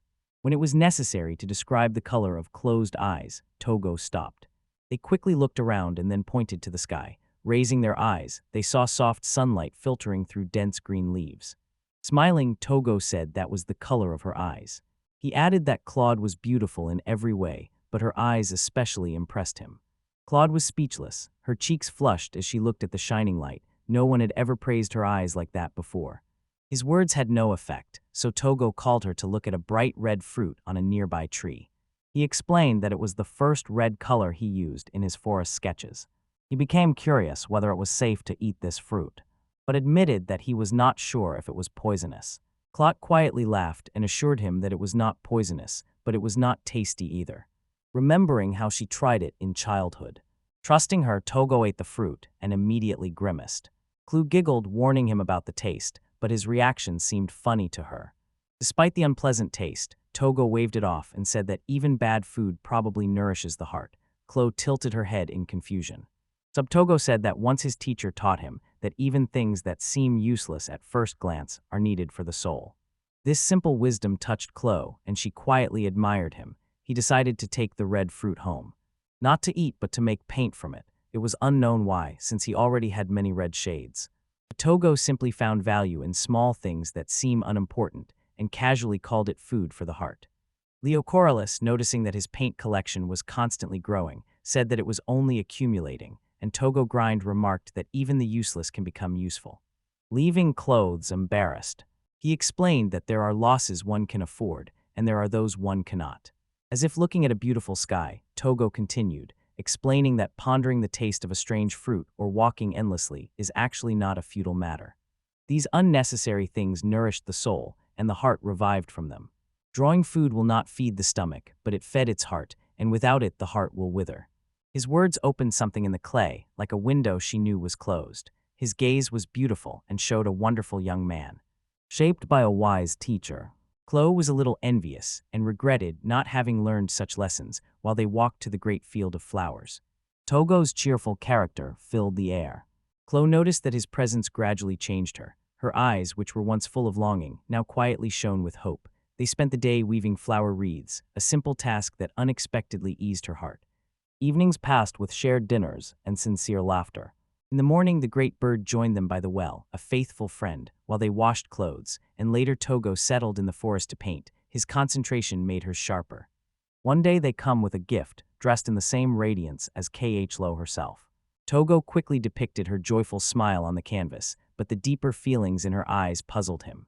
That night, Togo immersed himself in his creativity. He approached to look. His passion for the craft, so strong and bright, flushed her cheeks. Gaining courage, she approached with a mischievous smile and made a bold proposal, but I will only tell it generally to keep it safe for my channel, and read the full details in the manga. In short, Khlo once played bowling and playfully persuaded Togo to draw her. They worked on that drawing late into the night, but do not jump to conclusions. Togo remained calm, took it as a lesson, and focused on his sketch. The next day, he will firmly hold his sketchbook. Sleepy, he found that clothes were still lying on his bed. He did not understand why she was in his room, and flipping through the sketchbook, he kept telling himself to be braver, finding page after page of her images. Dazed Togo did not know what to think. He gently covered the clothes with a blanket and went outside to clear his thoughts, where Leo Kills greeted him with a knowing look. It turned out the locals noticed that the night before, clothes were thrown into Togo's room. And Pete was by the window the whole time. That's awkward. Togo tried to explain, but the locals, surprisingly calm, did not hold a grudge against him. But something was wrong. The clothes still hadn't moved. Unusual for her habit of getting up early. In a moment they came and anxiously found out that she was still absent. She had already been moved to a hammock, but by afternoon she was still unconscious. A quick check showed signs of magical exhaustion. It seems Leo felt it too. The Pegasi are still giving their magic to keep her in a stable condition, but the reason for this remained unknown. Togo was asked if he knew what magic Chloe used, and he, still troubled, admitted that he was Leo Corliss. Last night he was so absorbed in drawing her that everything else faded away. He only remembered drawing nonstop. To feel the daze and the fever, then wake up. Faye Ibra asked a personal question. Had Togo ever felt this way close to someone before? Embarrassed, he said no. Then Faye delivered stunning news. Suspecting that Togo was enchanted. Ancient magic that causes love. When he heard Togo's story, everything became clear. For him, all the pieces fell into place. He recalled that the clay strangely enchanted him when they first met at a party in the royal castle. Faye found it strange. Dave Togo, suddenly in love, seemed suspicious. She explained that the spell works when looking into the eyes, and Togo admitted that he often looked people straight in the eyes. The truth was obvious. Chloe enchanted Togo, and worse, this enchantment from the very beginning made him cheap and insidious. In a moment the clothing shifted. Someone woke up in a hammock, tightly bound and confused. She looked at Togo and asked what had happened. But they interrupted her, accusing her of enchanting Togo to make him hit the Roner. Panic appeared on her face as the locals demanded explanations about her intentions. Togo said confusedly and asked if Chloe was in a hurry. Eventually, she hastily offered a sketch without clothes. She cast a spell on him and in the process exhausted her magical energy. This coincided with the events of the previous day and with Clow. Feeling trapped, she finally told the truth. She admitted that she was not who they thought she was and that she was a spy. Her mission was to gather information about the Red Dragon, initially targeting the Thables and the Red Guard. Her plan was simple, to enchant him at a party in the royal castle to obtain information. But everything fell apart when Togo, unsuspecting, looked her in the eyes. Accidentally, she activated her charm spell. Since then, her life has fallen apart. The job at the castle turned out to be a fabrication. The creepy stalker was another lie. And even the fact that she stayed until the end was part of her disguise.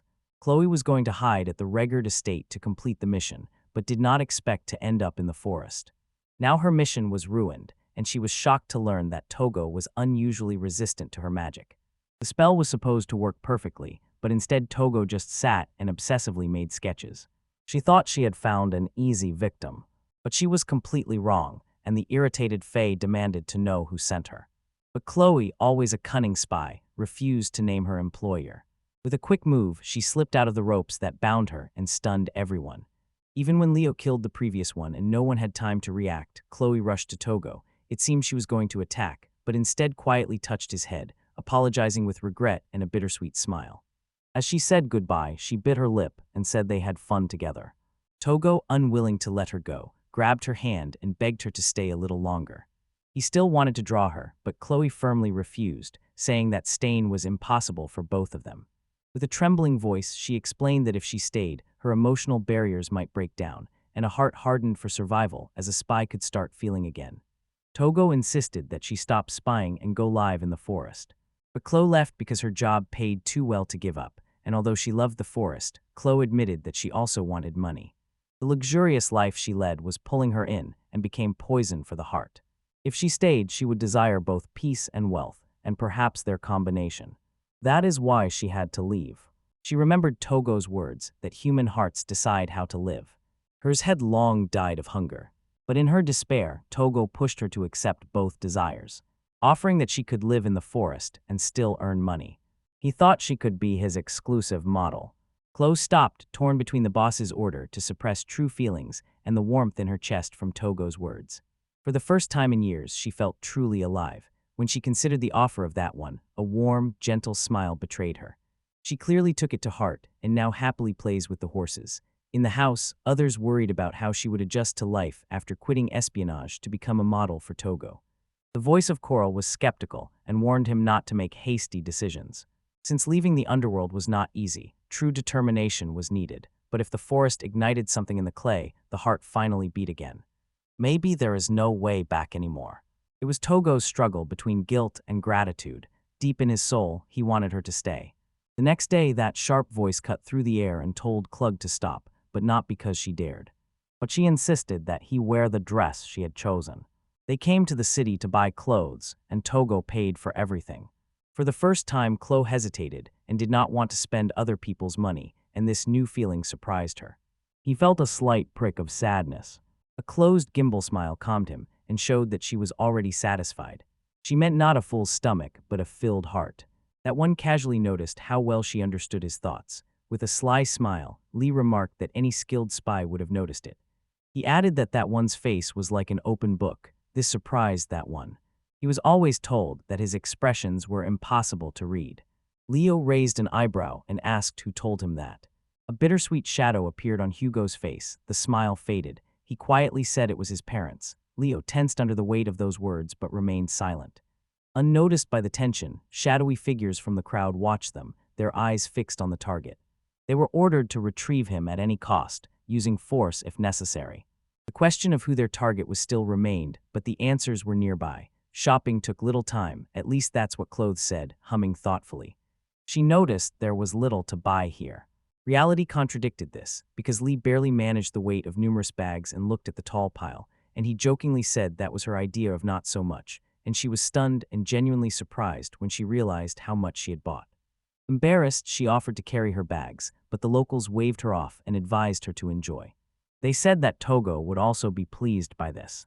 She hesitated and did not know if she could accept such kindness.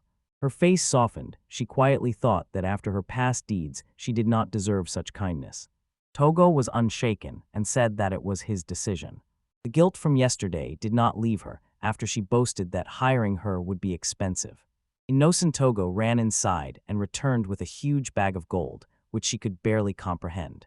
He could reassure her that money was worth nothing compared to the opportunity to convey something truly important in her art.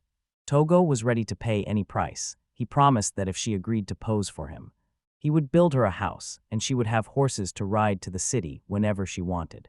There were still many hidden places in the forest to explore, and when warmer days came, he would take her to the picturesque riverbank. Togo dreamed of painting endless adventures, changing seasons, and shared moments. Before he could get excited, Faye gently intervened. She understood Togo's admiration, but noted that the situation was complicated and closed. Claus smiled warmly and asked for some time to think over the decision. She was still immersed in thoughts about yesterday when Togo's voice brought her back to the present moment. They continued shopping and went to the store for women with injuries. Chloe confidently entered, leaving Togo and Leo awkwardly waiting outside. Togo's face turned bright red. He felt embarrassed standing in front of the shop in the bright daylight. To avoid problems, the locals checked him and confirmed that the magic had disappeared. However, they could not relax. Anything could happen. Suddenly, a horse-drawn carriage stopped abruptly in front of them. Inside, it was clear that the man had business with Togo. Leo sharply asked what he wanted. The man was intimidated by his authoritative stance. He hesitated, his hands trembling slightly. He showed a letter with an order. The sender was not indicated, but the demand was clear. Togo was to serve as the sole mage in a specific house. To lure him, the man showed a chest of gold. It was an attractive offer, but Togo barely glanced at it. Togo was not interested in this offer. The man was stunned by the refusal. The expression on his face changed from distrust to cunning. Leo, not trusting his gaze, told him to go. It seems the man's side gave in. But instead of retreating, he changed tactics. Shadowy tentacles burst from the ground, tightly binding Togo and Leo. Leo struggled, but the dark chains held him firmly. Taking advantage of a brief distraction, the shadowy tentacles threw Togo into a carriage, where other figures awaited him before the locals could escape. The wheels of the cart quickly spun and it sped away. Togo instantly disappeared. This was already the second failure of the locals to protect him, and he was filled with rage. His anger burst out, and with raw and uncontrollable force, he broke free from the dark bonds, but the damage had already been done. Togo was trapped in a racing carriage. He resisted and tried to break free. For this, he was struck in the stomach, knocking the air out of his lungs. He bent over in pain and gasped for breath, and one prisoner looked at the attacker and warned about excessive cruelty. The demand was to treat that one with respect. Before anyone could respond, the carriage jolted sharply, almost overturned, and everyone stumbled. The fabric of the carriage cover tore loudly, and the gleam of a sword cut through it. When Leo Corliss appeared, his eyes blazed with determination, and he was breaking through inside. He was not going to negotiate. His task was to save his master. The rescue proved difficult. Leo Corliss was outnumbered, and 3 men attacked him before he reached that one, pushing him back. Meanwhile, their leader pushed aside the unconscious coachman, grabbed the reins, and urged the horses on. Leo divided his attention between protecting that one and repelling the attackers. From behind, a blade swung at him. He barely managed to turn sharply, parried the blow, and diagonally deflected the attacker's sword, knocking him down. 1 down, 4 remained. The others surrounded him and approached closer. Leo knew he had to set the pace of the fight. He met the gaze of 2 opponents and provoked them to attack first, and when they charged, he reacted lightning fast. 1 strong move knocked them both down. 2 still remained. The last pair charged together. But Leo held firm and skillfully parried their strikes. He quickly counted and knocked down another one. He thought this was the last, but a shadow flickered at the edge of his vision. It was already too late. The hidden attacker waited for the right moment. Leo barely raised his left hand to block the blow and felt a sharp pain. The blade deeply cut his hand. Blood flowed down it. It was not fatal, but serious. Moreover, reinforcements of the mysterious group arrived. His injury weakened his grip, and the chances quickly worsened. The situation became critical. Meanwhile, Togo found himself in serious danger. The carriage was rushing away from the city center. In despair, he begged the driver to stop, but there was no response. He bit the man's hand when it approached his mouth. He only received a brutal blow to the stomach. The pain passed through him, but he kept going anyway. Despite his tied hands, Togo struggled, trying to disrupt the driver's control, but it was in vain. For this, he received even harsher blows and could barely move. Then everything changed. A dark figure jumped onto the carriage from above. Chloe landed hard. Her boot struck the man in the face with full force. Pushing him back, he froze in surprise. Chloe immediately looked around the carriage, and her eyes widened at the sight of Togo being beaten. She noticed the reins and sharply pulled them, stopping the uncontrollable carriage. The danger receded while she checked on Togo. His face was flushed, not only from fatigue. She remembered that she had hurried out in the middle of shopping, still in a revealing outfit from the laundry store. Togo awkwardly looked away. Before the situation could settle, the locals arrived. Leo had many wounds and was breathing heavily. Alarmed Togo temporarily focused on him and ignored his own injuries, while Chloe wanted to know how many he had taken down. Leo Corliss exhaled sharply and noticed that 9 attackers were probably hiding. This indicated his own deadly skills, but this ambush seemed strange. Since Chloe did not recognize any of the attackers, she did not know who organized it. Her thoughts were confused, trying to connect the facts, but there was little time. She had not yet thought when her voice was interrupted. It was Faye, who went to look for the group because they did not come to the meeting place and stumbled upon this chaos. Chloe quickly decided that they needed to get to Regard's residence for medical help. When they were preparing to leave, she was haunted by an anxious thought, because the rough and cruel methods of attack seemed strangely familiar, and she had no doubt at all. Behind this stood the Jordan family. At the Regard estate, it became clear that Leo Corliss's injury was more serious than expected, because the deep wound on his arm kept bleeding. Clow remembered that he could cover himself with his hand, a reflex from the times when he used a shield. He did not regret his actions. Leo Corliss considered his injury a small price to pay for protecting Lord Togo, who refused to ignore it. Togo, determined to heal Leo Corliss, asked Clow to lead the room, insisting that he had healed others before and would not let him suffer. He took the brush, his hands moving quickly and purposefully over the canvas, painting Leo Corliss without his injuries. The portrait showed Leo Corliss as Togo imagined him, whole and unharmed. When Togo raised the brush, a wave of energy passed through the room. Flowing from the canvas to Leo Corliss, in a moment the serious wound on his arm completely disappeared. There was obvious guilt on Leo's face. He was ashamed that he had put Togo in danger. Togo, however, only praised Leo for his efforts, although he himself could not clearly express it. Instead of arguing, he simply thanked. When Faye returned Chloe back inside, she was clearly shocked to see that Leo Corliss had fully recovered, but Claude, though interested, brushed off her questions and focused on those who had attacked earlier. She admitted that she did not know who ordered the attack, but it was obvious that someone targeted Togo. Clow also said that Faye had spoken with the doctor about Togo's abilities. She admitted that she was there undercover as the doctor's assistant. Faye and Togo froze for a moment, surprised that simple makeup had concealed her. The real problem was the suspicion that the doctor had been bribed and might have been passing on details of Togo's visit. If the doctor shared information, it meant that someone influential was interested in Togo's country, probably because of his connections with the Regard family and possibly with the Red Dragon. Togo reluctantly admitted that he had thought about leaving, believing that staying in the forest could avoid further problems. His words provoked an immediate reaction. Her face nearby darkened and doubt flashed in her eyes.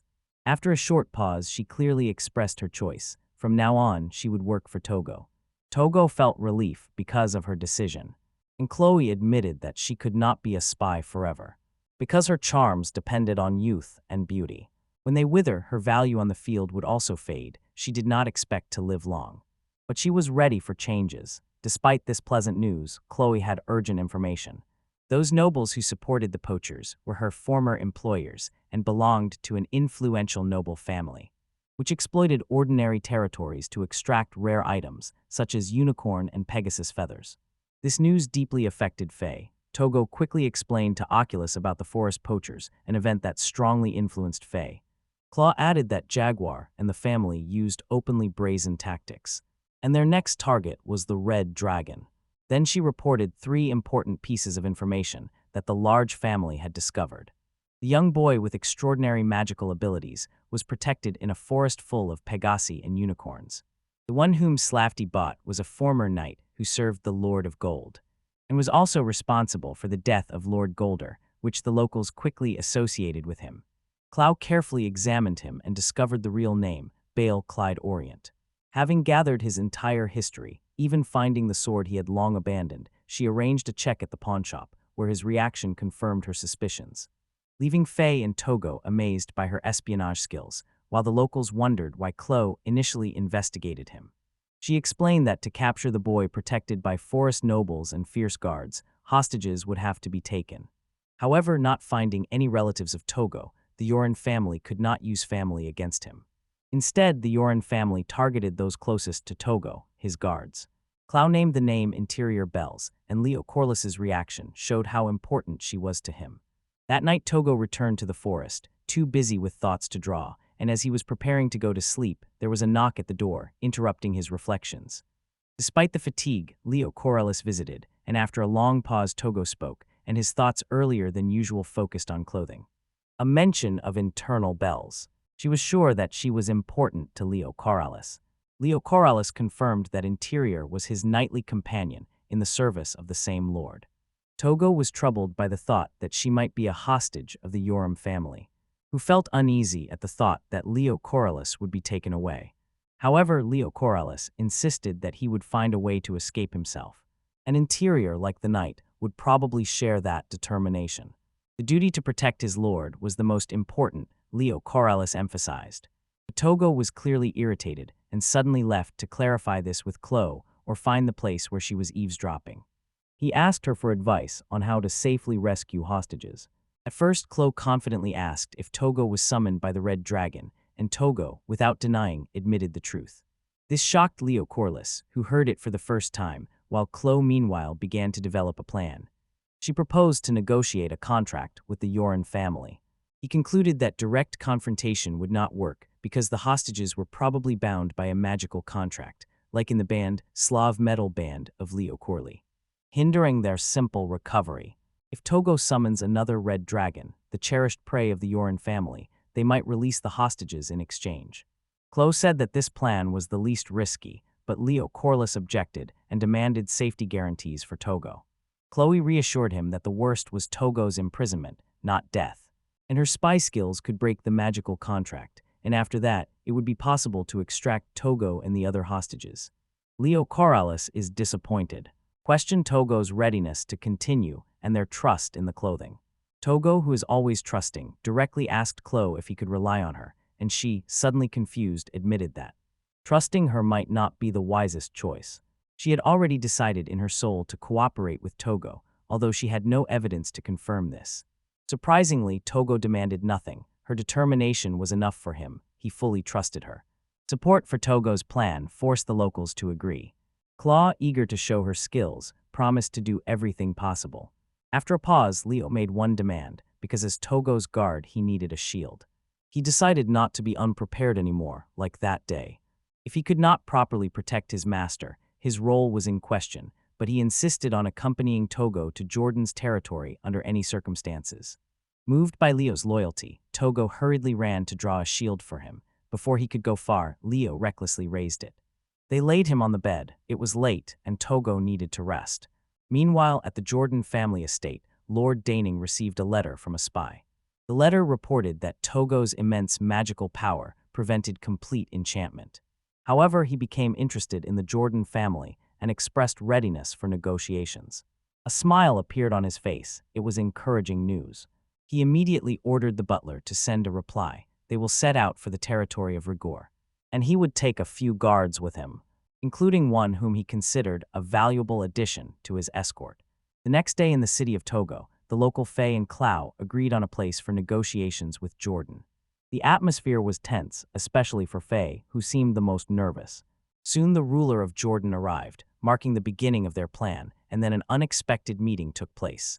Leo Corliss, during the first meeting, met the gaze of an old friend in Jordan's group. Lord Jordan turned out to be unexpectedly friendly, and it was also his first face-to-face meeting with him, but he was not alone. Togo noticed a familiar presence hidden near the ceiling and already felt it. One of those men was the same thug who had harassed Togo at the party.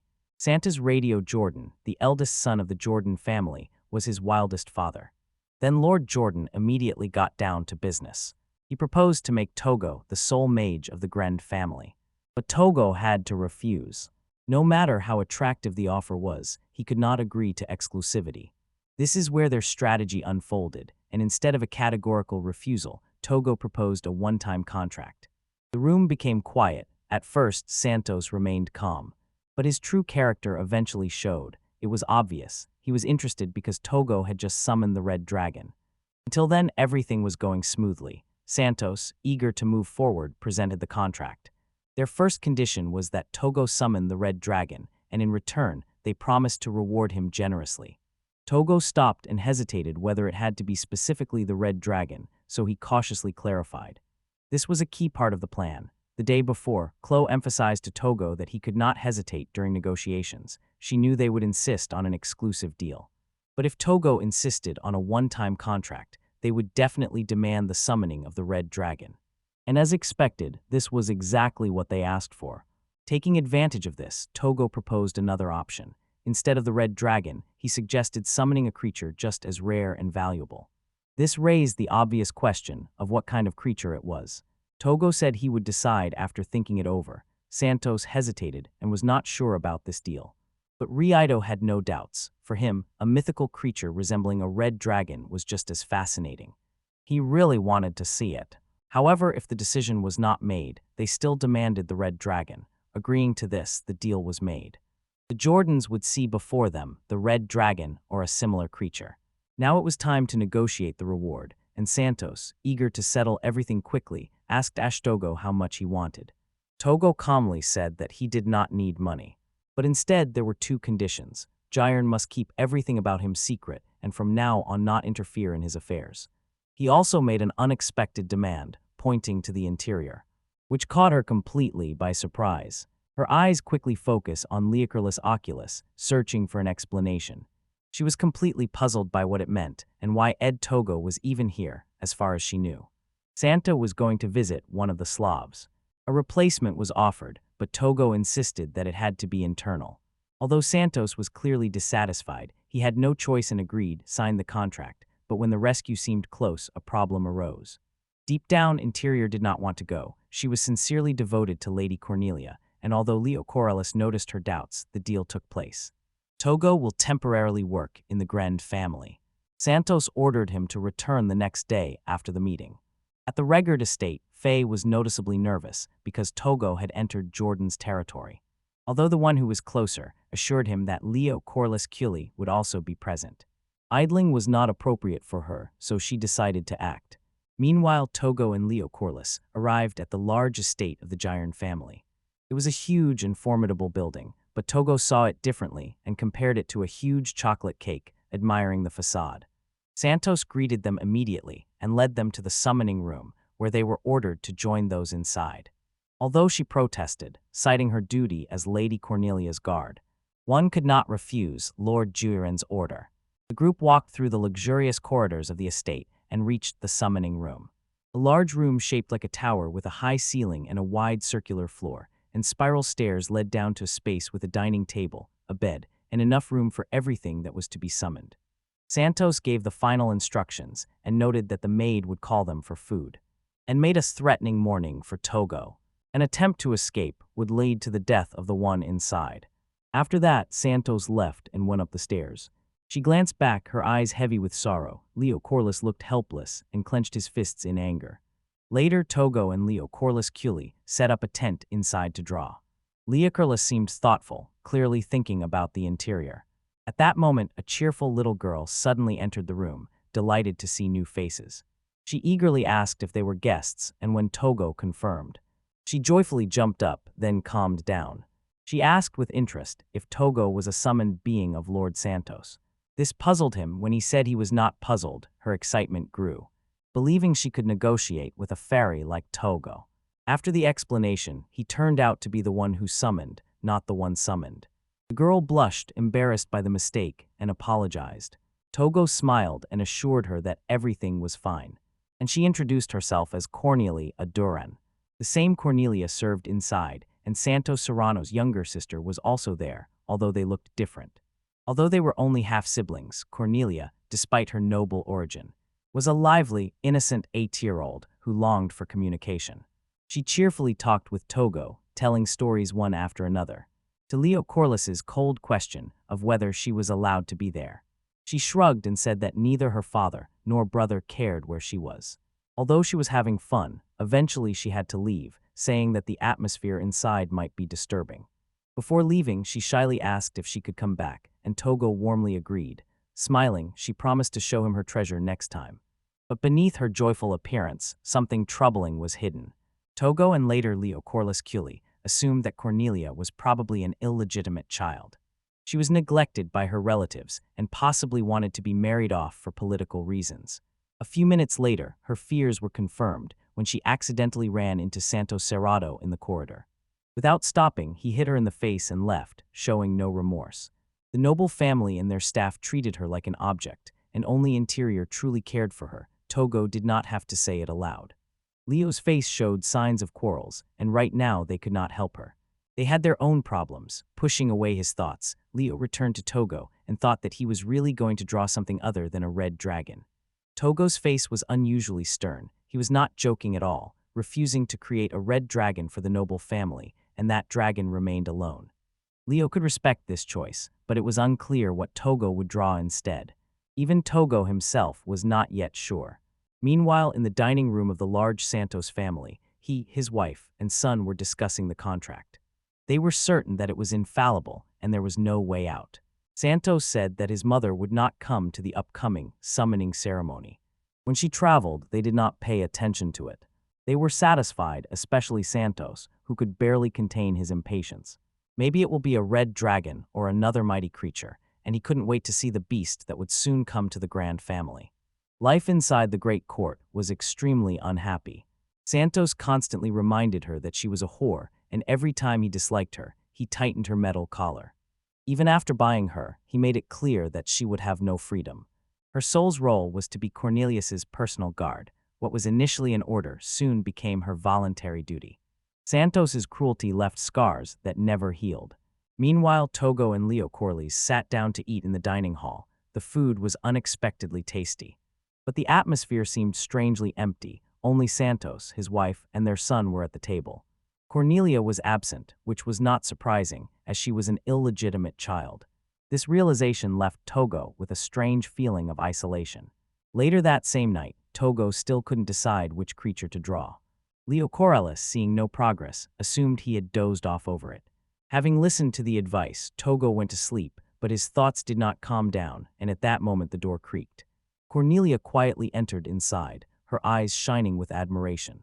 She came to fulfill the promise and show Togo her treasure, and the encyclopedia of mythical creatures. Flipping through the pages, she enthusiastically showed her favorite creatures. She stopped at the illustration at the fair and giggled that it looked like Togo. Leo Culi agreed, and it annoyed Togo. It seems many spirits resembled him in different forms, and it felt familiar. Once Faye also mistook him for a fairy. Enjoying the moment, Togo browsed other pages of the book. He looked long at the illustration of the griffin, mesmerized. Cornelia still preferred beautiful creatures like Pegasus and unicorns. She enthusiastically told that some ancient ones had both wings and. Her eyes lit up when she pointed to an even rarer creature, illuminated by lightning and with lightning on both wings. She read that alicorn is a divine messenger who carried lightning. Since then, she was no longer afraid of thunder. He, recalling the meeting in the forest, thought he had seen something similar. But she was not sure it was an alicorn. It was clear that Cornelia loved mythical creatures. The red dragon was also her favorite. The encyclopedia said that these legendary creatures no longer exist. Cornelia's eyes were sad. She regretted not being born earlier to meet them.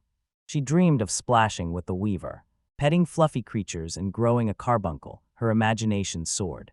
I imagined dozing on a bed of phoenix feathers and flying on a phoenix. He felt a quiet despair in her voice when she shared her desire with him. Cornelia's future was already decided. She agreed to marry a man 30 years older. This was to be done before she turned 16, and he would be 46, and it was a shocking reality. But Cornelia spoke with the courage of a person who had no choice. As the night deepened, she politely excused herself and left, but timidly asked if she could return the next day. That one, moved by sympathy and determination, warmly invited her to return. After she left, he took this sketchbook and began to draw as if he had already chosen the creature he was going to bring to life. Leocoralus, seeing the sketch, asked why he chose this one. Togo simply replied that it just seemed right to them. His thoughts were not only about the sketches. Togo's magical reserves were melting, so he had to carefully plan a strategy. He still needed to discuss one matter with Leocoralus. The next morning during breakfast, Santos inquired how the matter with the mythical creature was progressing. Togo had already made his choice. He suggested summoning the phoenix.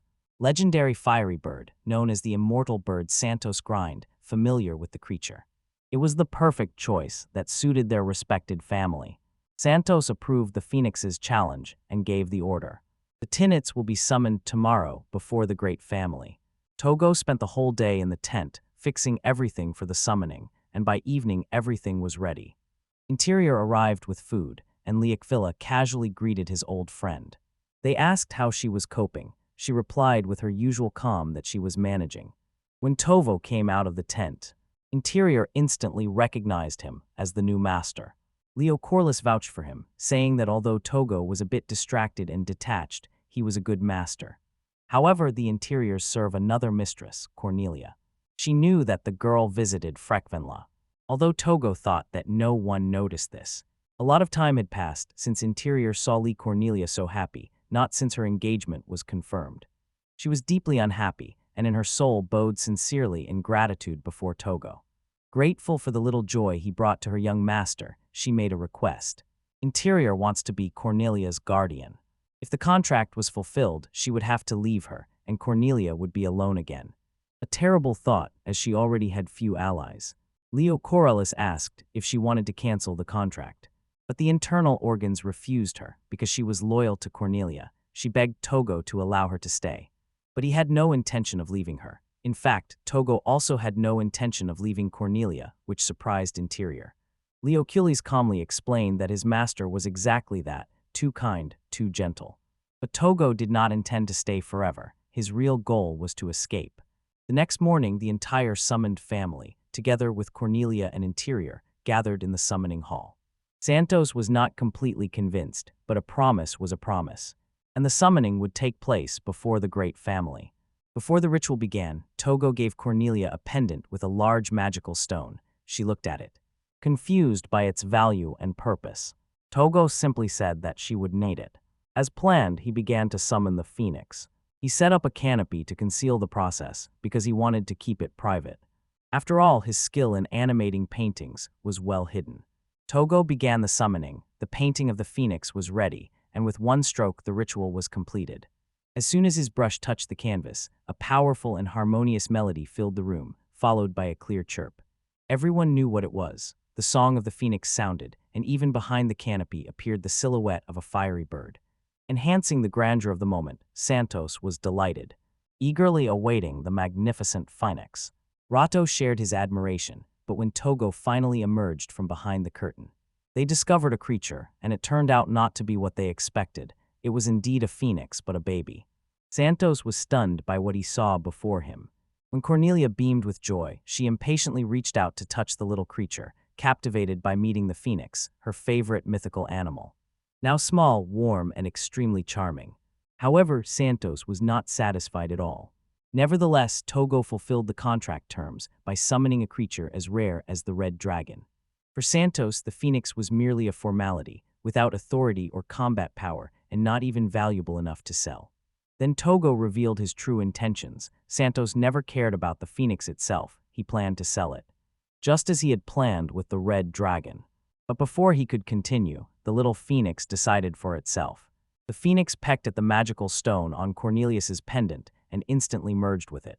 Like a summoned beast, it chose Cornelia as its mistress, and since she belonged to the Durin family, the last condition of the contract was fulfilled, so the phoenix now officially belonged to them.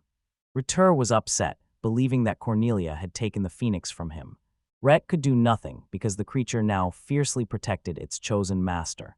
Angered, Santos snapped his fingers, causing internal collapse and burning agony as a dirty metal band tightened around her neck and electric shocks passed through her body. Her screams filled the room and angered Cornelia and the locals, but they could do nothing. Santos issued Togo a harsh ultimatum: summon the real phoenix or watch the inner districts suffer.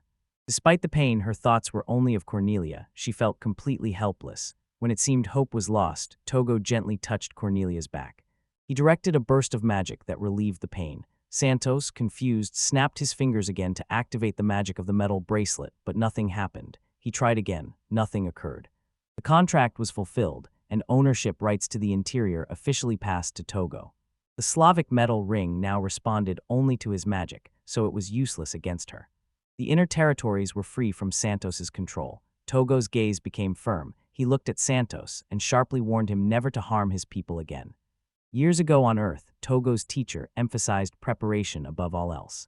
As they said, prepare the rope after you see the thief. Or buy a bookshelf before cleaning the room. Essentially, plan ahead. That is exactly what Togo did at Durin's residence. Now, as Santos demanded, Togo summoned Phoenix, and after signing the contract, the property of Interior officially transferred to him. This meant that Togo had no reason to stay.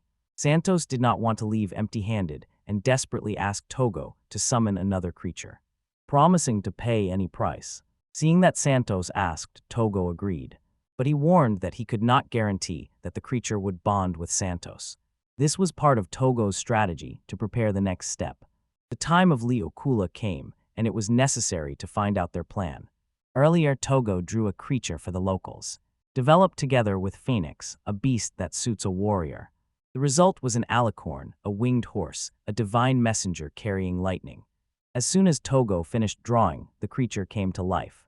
The sky exploded with golden lightning, the air trembled, and everyone froze in awe.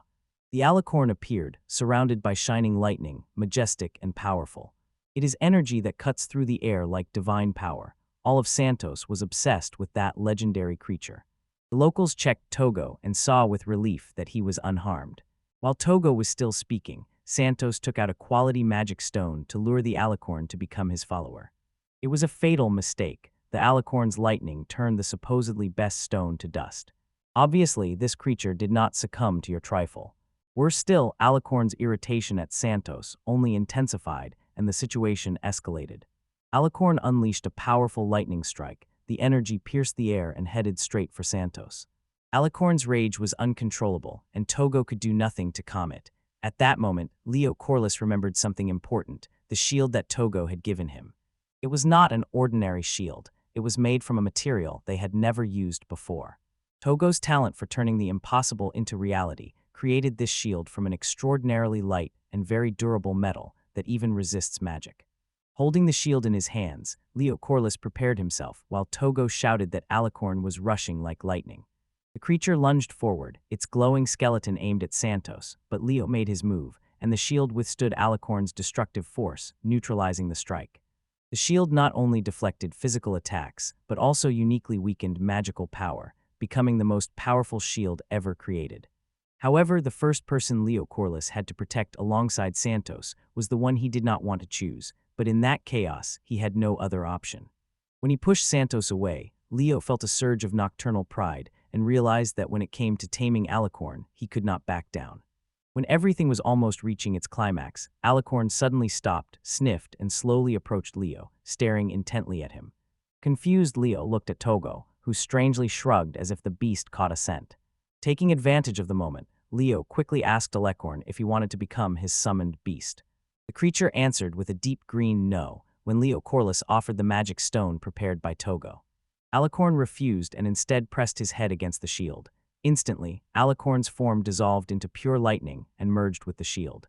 It was then that Leo noticed the hidden magic stone embedded in the shield, which Alecorn had chosen as his new home. The mission was successful. Leo Corliss tamed the riding beast Alahornis. Meanwhile, Santos sank down, staring into emptiness, completely broken by the turn of events. Near the summoning room, Interior was breathing heavily. Cornelia was nearby with worry in her eyes. It seemed Interior lost consciousness for a moment, and although Cornelia insisted that she rest, there was no time, they had to run. Last night, a man who called himself a spy visited Interior and ordered her to meet in the garden. Now in the possession of the one, which should have facilitated the escape, but the real blow came when the Interior checked her metal bracelet. It was broken. Then Chloe appeared, and it turned out that she was a spy who had been nearby all along, there to help those inside get out.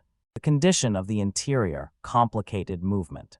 In the Hall of Summons, Santos was losing control. His inability to hold the summoned creature was driving him to madness. In a fit of rage, he lunged at the one. But Leo Corliss intercepted him just as Santos's hand was reaching out.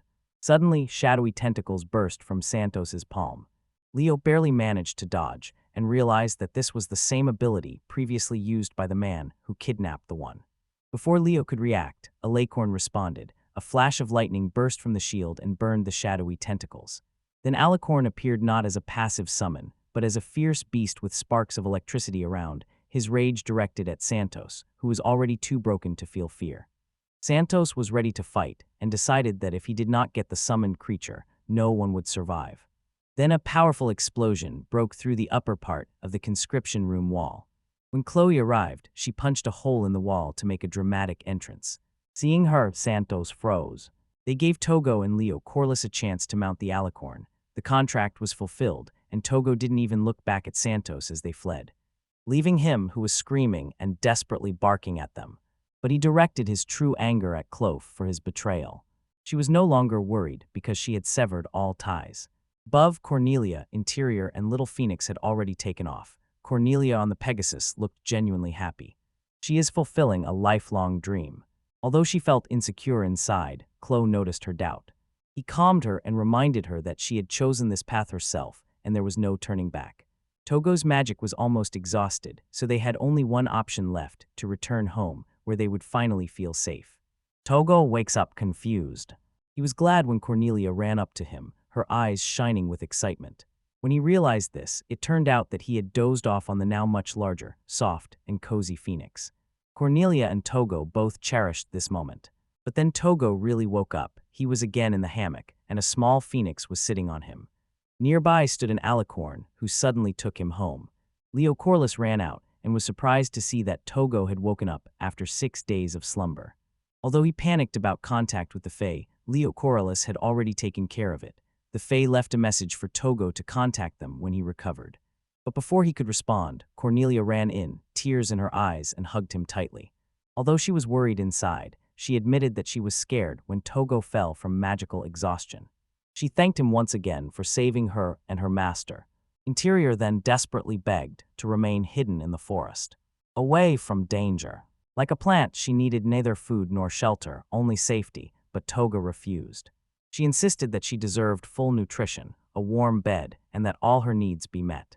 His wish was simple and small. He hoped that Interior and Cornelia would find joy. Interior's thoughts were distracted, and Santos appointed her as Cornelia's guardian, entrusted to protect her until she reached marriageable age. Remembering Cornelia as a child was boundless happiness, although watching over such an energetic girl was not easy because her love of running and climbing trees worried the adults. She helplessly watched as Cornelia's brother slapped her and insulted her with cruel words. But Cornelia never cried, always smiled as if it did not affect her. However, when Santos noticed Cornelius's injuries, he blamed Interior. She was troubled by painful electric shocks through the metal bracelet she wore. To him, Cornelia's life seemed worthless, a small price for the safety of his daughter. At that moment, she doubted her purpose and role as a knight. She thought about Lekkas, who gave so much, even the Golden Land, but these thoughts disappeared when Cornelia called her by name. Despite all the difficulties, Cornelia's steady smile inspired admiration and awe. Cornelia was still smiling like a lady of the house, although she deserved better.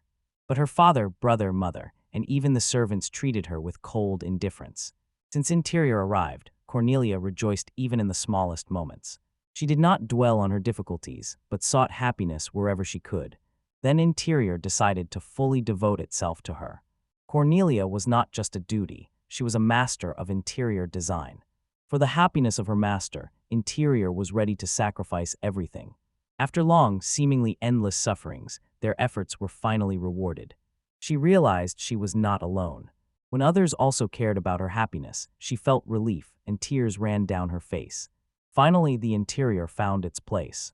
But even in that joyful moment, Togo hesitated and wondered what would happen next when they hid. Interior explained that as soon as the family was imprisoned, she and Cornelia could set off together on a carefree journey. Togo was shocked, and Leo Corliss told more details. The family was accused of supporting poachers in the Rigward territory. Klo submitted evidence in, and depending on the court's decision, the family could completely lose their status. But Cornelia would be safe, since her family considered her insignificant and would not hold her accountable for their crimes. Thanks to Togo releasing her from the slot contract, Cornelia could now act freely. The Ministry of Internal Affairs was very grateful for this. Toho is still worried about Cornelius's feelings and whether she was really okay in this situation. But he soon realized that it was unnecessary, and Cornelia did not sympathize with her father or brother, believing that they deserved their troubles. She was much stronger than everyone thought. Later, Togo and Leo Corliss arrived at Regard's mansion on Alicorn. Faye greeted them, noticeably relieved and happy to see Tovo safe. Faye had his own problems, but his clever secretary solved them. That the secretary was dressed, who was there only briefly, then returned to the forest to continue working as a model. Inside, they sat over tea and had light conversation. The situation quickly escalated when Faye mentioned Togo's contract with the Red Pumpkin family. If Togo became their official artist, Faye could offer protection. They warned that connection with a certain ability could be risky for Togo, especially if he gained too much fame among his own. Faye admitted that he felt guilty for dragging Togo into this chaos. But Togo did not regret it. Without Faye, he would not have met Leo Corliss or Cornelia. However, Togo needed time, so he stayed overnight and gave an answer the next day. Alone in Togo's room, he was tormented by the thought that making painting his career seemed frightening. Then Leo Corliss knocked, sensing Togo's hesitation. Knowing that avoidance would not help, Leo Corliss encouraged him to talk. Following his teacher's advice, Togo shared his feelings with Cohen. He loved to paint, but turning it into a job caused him anxiety. He could paint without making it a profession, but his obligations to the Regard family only intensified his indecision. Leo Corliss continued to ask whether Togo was afraid of not meeting expectations, had financial difficulties, or was losing passion for painting. Togo froze, realizing what he could be to all this. He was anxious to sell his works, and he was afraid that drawing could become a burden and deprive him of his love for drawing. He would begin to feel disgust for drawing and could not bear the thought that he hated what he loved most. To be recognized, he would need exceptional skill, but the idea of fame also scared him.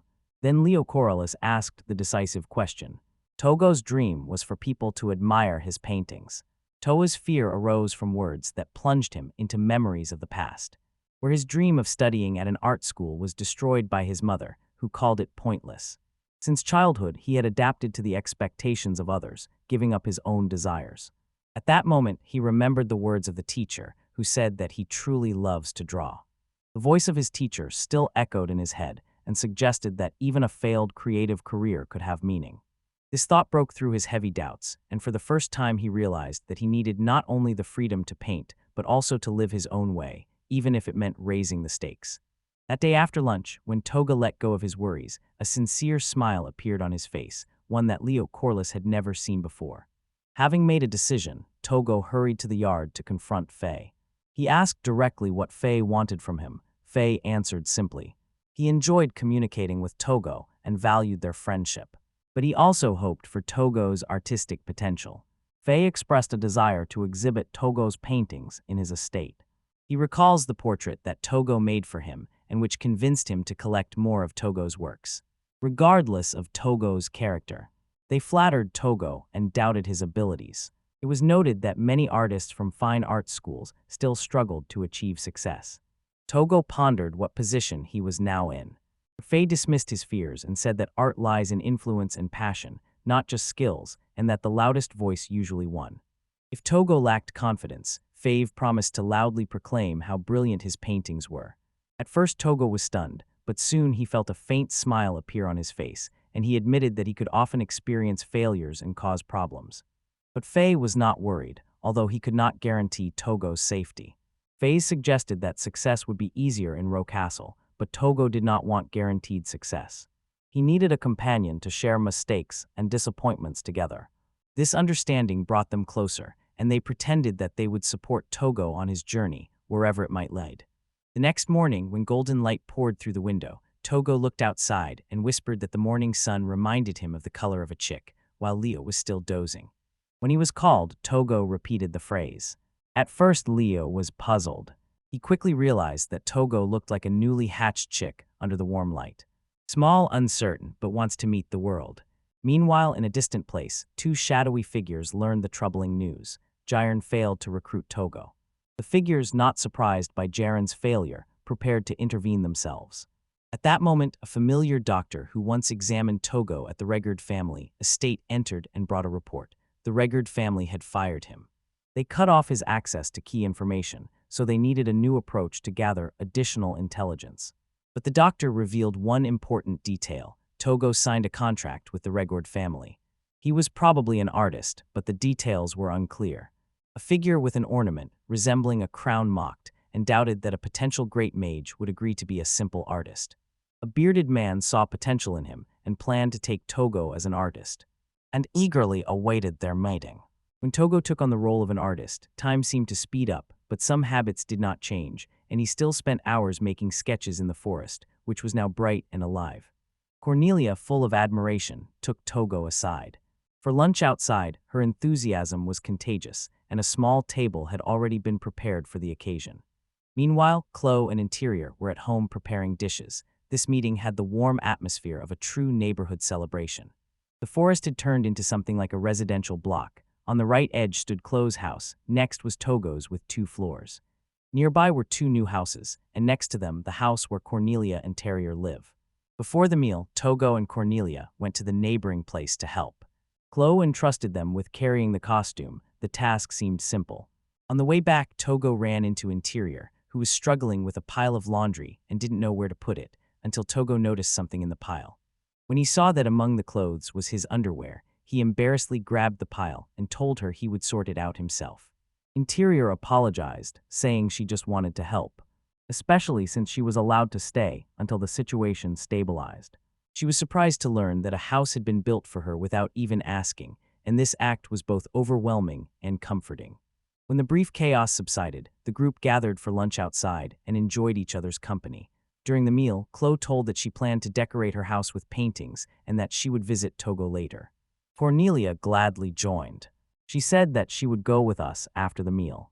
They all went up to the 2nd floor of Togo, where his private gallery was. Along the walls hung his best paintings, and he offered them to choose any. It was not easy to choose among so many options. However, Leo Corliss quickly chose a painting with green plants. This surprised Togo because it seemed not to match his taste. Leo Corliss repeated the same phrase of Togo, called it food for the soul, and that is exactly how he saw it. Clow, after thinking a little, chose. He chose a watercolor work because he was attracted by its soft transparency. Meanwhile, Cornelia was stunned because everyone else had already decided. The Interior shows a portrait of her young lady Cornelia. Finally, Cornelia chose a painting with mythical creatures, birds, deer, and hares together, which suited her perfectly. Togo felt both shame and joy from their praise at the same time, but he could not help smiling, because now this was his life, an artist among friends who valued his work, and for the first time everything seemed right. Soon the scene moved to the Regard estate, where a majestic painting of the Regard family, painted by Togo, hung in a place of honor. Leo Corliss hurried here because of the smell of the face and an urgent letter, but the urgency of the letter was perhaps exaggerated, as it was actually a request for a new painting. The guests of the Regard family wanted a painting for the hallway to warmly welcome visitors, and they asked Togo specifically to paint it. He hesitated and was nervous about his first official commission, but Faye insisted that he at least listen to the proposal. At the estate, Togo met a guest named Sapphire Kori Asiola, a bright young heir of the Asian territory and a constant family ally. He has a former schoolmate of Rosetta. He insisted that formalities be bypassed for Togo. Sapphire was very enthusiastic about Togo's art.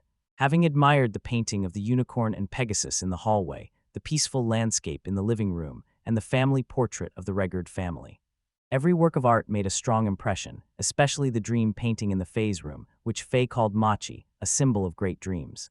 Sapphire was especially moved by this, but most of all she longed to meet Togo in person, so out of excitement she boldly asked to summon him. After the introduction, they began discussing the project. Togo showed Sapphire 3 paintings, who adored them all but could not choose any. Rosa, always practical, advised a darker shade to match the wallpaper Sapphire's sky blue.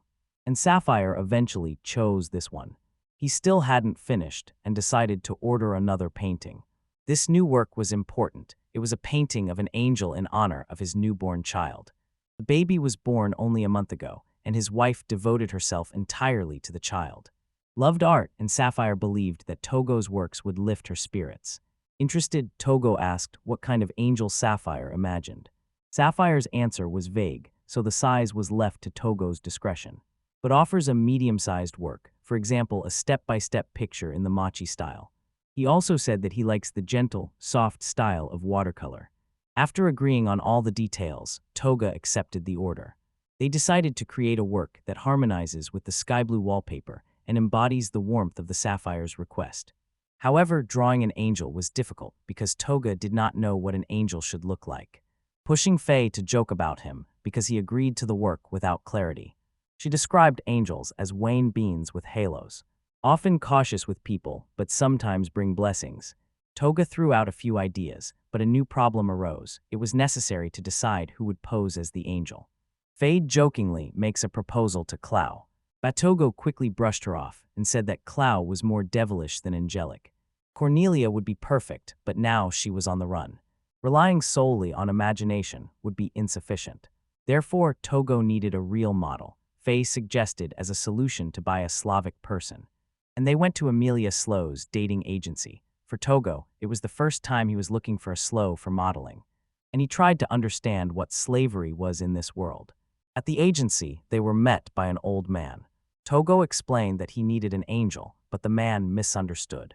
A group of flirting women posing as angels was shown, the same ones that Togo had met earlier. He immediately refused them, insisting on a person with real angelic qualities. Faye laughed at this confusion. Explaining his need, Togo said he needed a truly angelic presence, and the old man suggested that a child would be better, and that was logical. But there was a problem. In Amelia, a well-organized city, there was a shortage of children's tiles. Sometimes agencies placed orphans from other cities. In 1945, they were usually given to foster families, especially in large cities, particularly in the capital, where the gap between the rich and the poor was large. Meanwhile, in the capital, the boy was running swiftly through the streets. 2 men were chasing the one who stole money from them. Although he was disappointed by the small amount, who was he and why did he steal? On the advice of the old Togo, Faye and Leo arrived at the cap the next day, not knowing what to expect. Ideally, Cornelia and others would have joined, but it was impossible. Claw, a former spy in the capital, and others had to hide until the big family's matters were resolved, while the girls held their meeting. A year that strangely inspired Togo. They even thought about painting it. He, Faye, and Leo explored the lively capital, which buzzed with vendors and travelers. But its darker side was visible in the narrow alleys where the poor and homeless lived, highlighting the sharp divide between the rich and the poor. As they walked, Togo bumped into someone but paid no attention. Until he checked his bag, his money was gone, and he screamed in fear, quickly drawing the attention of Faye and Leo Corliss. They watched the boy weaving through the crowd into a narrow alley. Without wasting time, they rushed after him. The boy ran very fast, almost too fast. He knew he was facing aristocrats, or at least wealthy foreigners. Instead of faltering, he grew bolder and mocked them as he fled, and the boy's taunts about the rich and their guards struck a nerve. Angered, Togo called his beasts. The firebird dashed forward to block the boy's path, while the fire wolf sneaked up from behind. Togo was slowed down by weaker endurance. They arrived at the place just as the Phase B group caught the boy with stolen items, but he did not surrender. The boy, although he tried, could not prevent Faye from quickly returning the money stolen from Togo. It seemed this solved the problem, but doubts remained. Togo's gaze lingered on the boy, who was skinny, dirty, and clearly hadn't eaten properly for several days. It was unclear if he even had a family. While Togo was thinking, the boy saw an opportunity. His hand flashed with wind magic and sent a sharp gust in their direction. The beast summoned by the Fays jumped back because the boy's attack slightly missed and hit the wall behind them instead of hitting the Fays' head. Taking advantage of the moment, the boy rushed forward and gestured roughly, disappearing into the alleys. They could have followed them, but it was not worth it. Togo got his money back, and that was enough for him. A year, that meeting left a bitter aftertaste, an unsuccessful start to chasing a thief through dirty alleys. Leo Corrales, however, found it interesting. The boy was clever, experienced, not a typical street teenager. Even stranger, Toho was unusually interested in him. Leo Corrales was right when they met earlier. Toho noticed something special under the boy's dirt. In his blue eyes shone a rare trait, namely dignity, resilience, and perhaps pride. This enchanted Toho. Faye and Leo Corralists looked at each other tiredly, sighed, and pressed their palms to their foreheads. They expected this. Faye objected, saying that the boy was by no means angelic, especially after his rude insults. But once Toho fixated on someone, he did not let go. The boy fit the image of an angel, eyes blue as the sky, distrustful of people, and strikingly beautiful. The decision was made. Their search for a model was over. Following Toho, they went to the slot market. Passing through busy streets, they reached the capital's slot market, and in one large building, Faith, who felt confident, found the perfect model. However, Toho was still upset over the loss of his angel. Inside, Faye, always cheerful, tried to cheer him up as they entered. A serious businessman greets them. Faye presented a referral from Amelia's Slav market, and soon the man showed them the baby sloths. There were more of them than Togo expected, and all seemed well-groomed and polite. But when Togo studied them, something was wrong. The children were too cheerful, too naive. It resembled a shelter more than a dirty market, and they looked around, confused by Togo's watchful gaze. Faye nudged him and asked if anyone seemed angelic, and Togo Paws muttered that Nant would tell them to get lost. They did not get tired.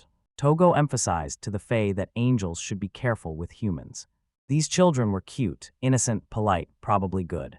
But there was no restraint or sharp dignity. Angels are not like that. He was almost about to give up when he noticed a girl at the far end. She stood apart. Unlike the others, she was reserved, and her eyes showed doubt, fear, and sorrow. Togo approached, but when she noticed him, she froze, turned away, and lowered her head. She could look like an angel, but reaching her seemed hopeless. They left with nothing, and Togo's disappointment was visible. Leo Corliss and Faye exchanged a glance. They had to decide this once and for all. Faye nodded, looking at Togo, and asked if he was ready to fully participate. Togo, puzzled, blinked at her. Smiling slyly, Faye told Angel that they targeted his alley and urged them to pursue and catch him, knowing that Togo would not calm down until he achieved this. Immediately, Toho's eyes shone with admiration, and this simple spark was enough to interest him. Once he set a goal, nothing could stop him. Togo had a keen instinct for such matters. With a clear goal, their mission was simple: to catch the angel hiding in a dirty alley in the slums. The so-called angelic boy stopped in front of a half-ruined house and was about to enter. Suddenly, a sharp yellow flash streaked through the air. After a few minutes, the man was forcibly pushed out of the door, and he fell to the ground, groaning in pain. Behind him appeared two burly debt collectors with clenched fists, because the reason was unpaid debts. The man desperately begged for more time. He said that his child was earning money to soon pay off the debt.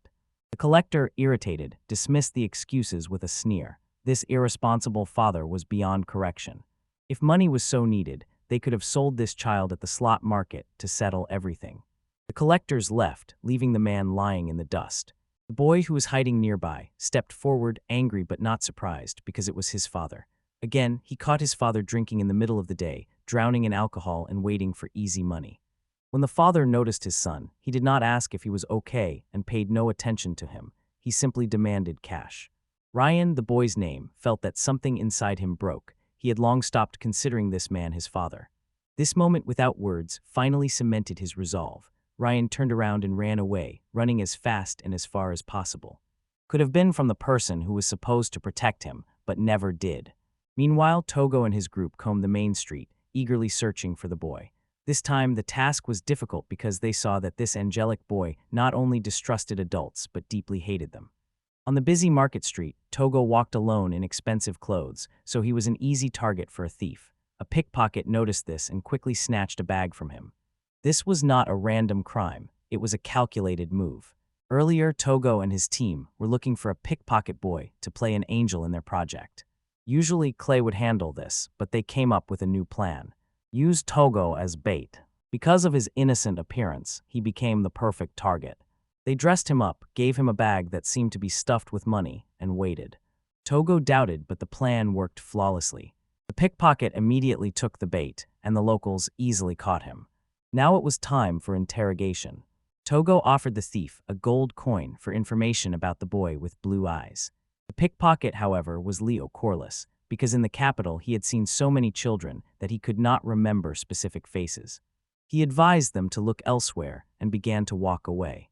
Locals are not so easy to fool. They noticed that he was still holding Togo's bag. They forced him to return the item and warned him not to get into trouble. Later, in another part of the city, they met another pickpocket, a young boy who initially panicked. But when they calmed down, they asked about the boy. With blue eyes, this time they gained the advantage. The boy said that the child they were looking for was named Ryan, a brave young boy who had recently appeared in this area. But they did not know where to find him. The boy was not going to share that information without payment. Before anyone could start debating, Togo, with a determined look, handed over even more gold coins.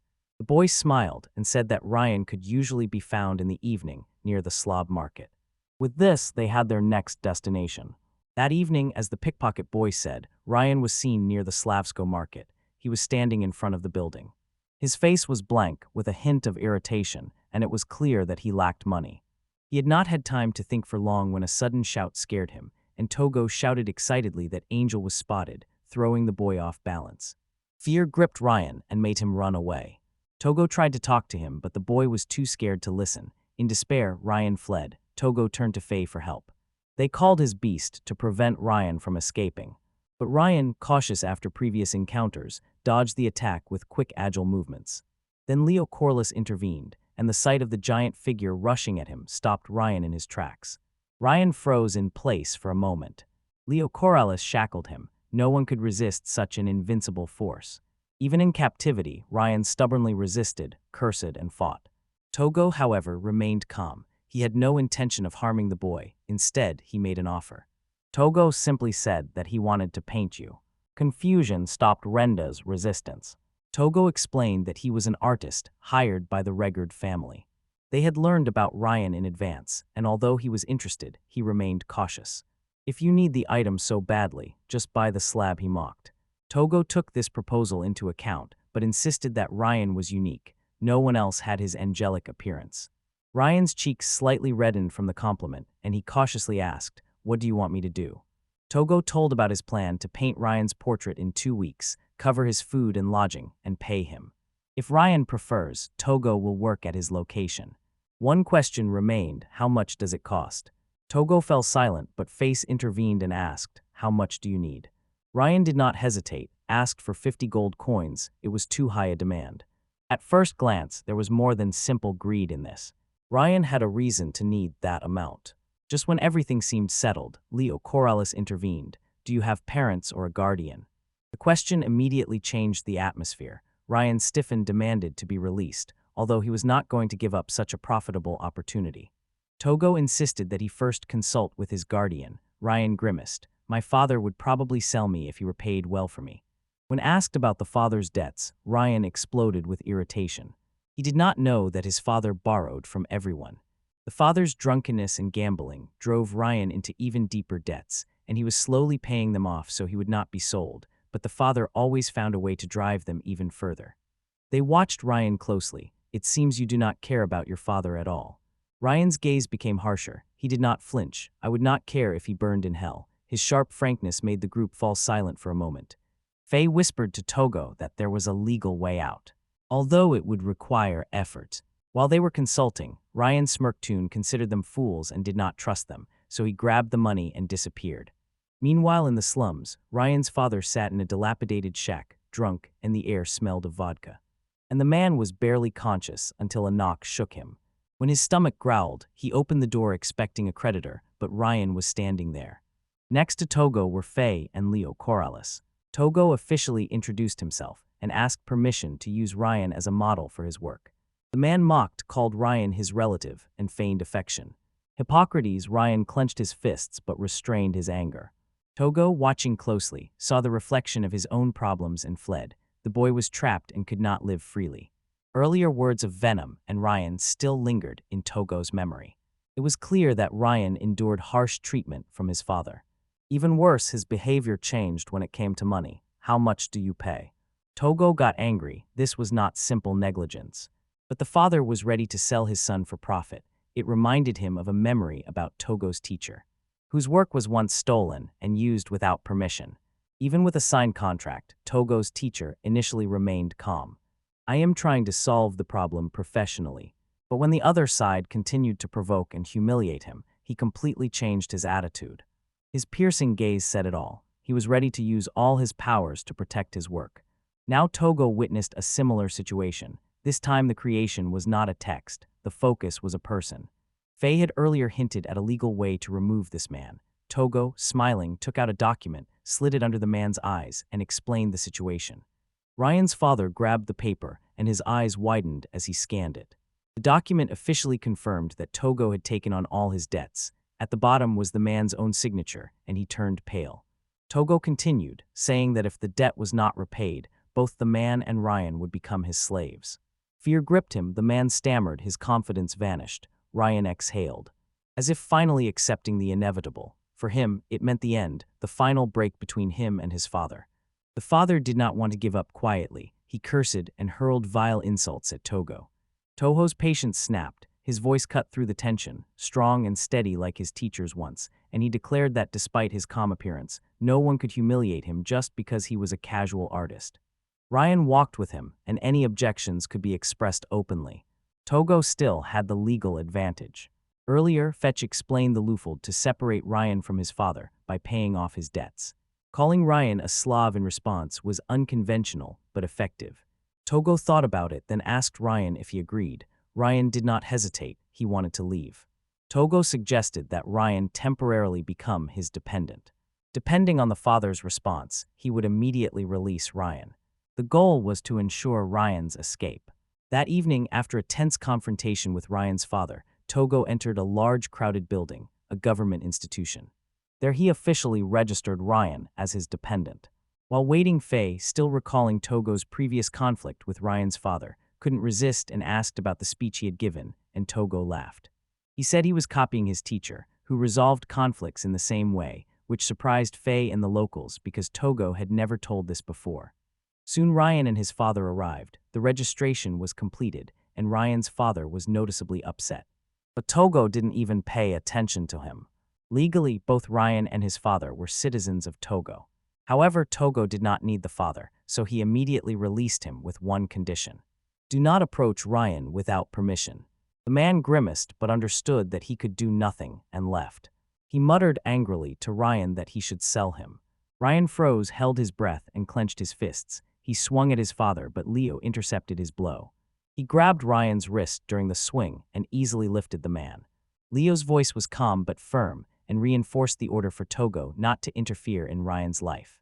Humiliated, Ryan's father quietly retreated, broken. Leo sighed, having no intention to meddle in family matters, but acted impulsively. The expressions on Faye and Togo's faces showed that they would have intervened if he had not, and Ryan stood stunned, torn between gratitude, relief, and distrust. The group of four soon reached the hotel where they had already stayed and entered the room. Togo turned to Ryan and calmly said that it was time to take a bath. Ryan was initially confused and then panicked, which leads to a funny conversation over such an everyday thing as bathing. Ryan was not bothered that Togo was helping him bathe. He was simply embarrassed. Blushing, he muttered that Togo would not refuse to pay, a strange comment at that moment. Before Togo could respond, someone sharply lifted Ryan's shirt. Silence fell. Ryan's back was covered with numerous and noticeable scars. The locals had long suspected the truth, and now that it had become obvious, everything made sense. The boy was worried not only about money, he was seeking confirmation of his worth. It seemed he had no value at all. He was not the angel Togo described, but Togo barely reacted. With a con artist's smile, he said it didn't matter and insisted on paying him because he only wanted to sketch him.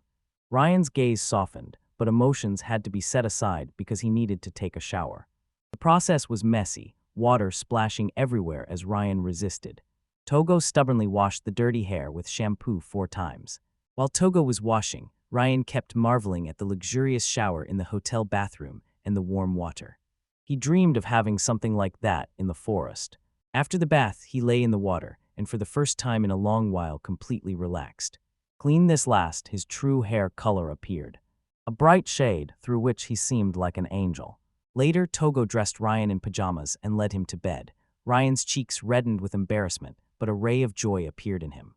When he settled down, he quietly asked why Togo did so much for him.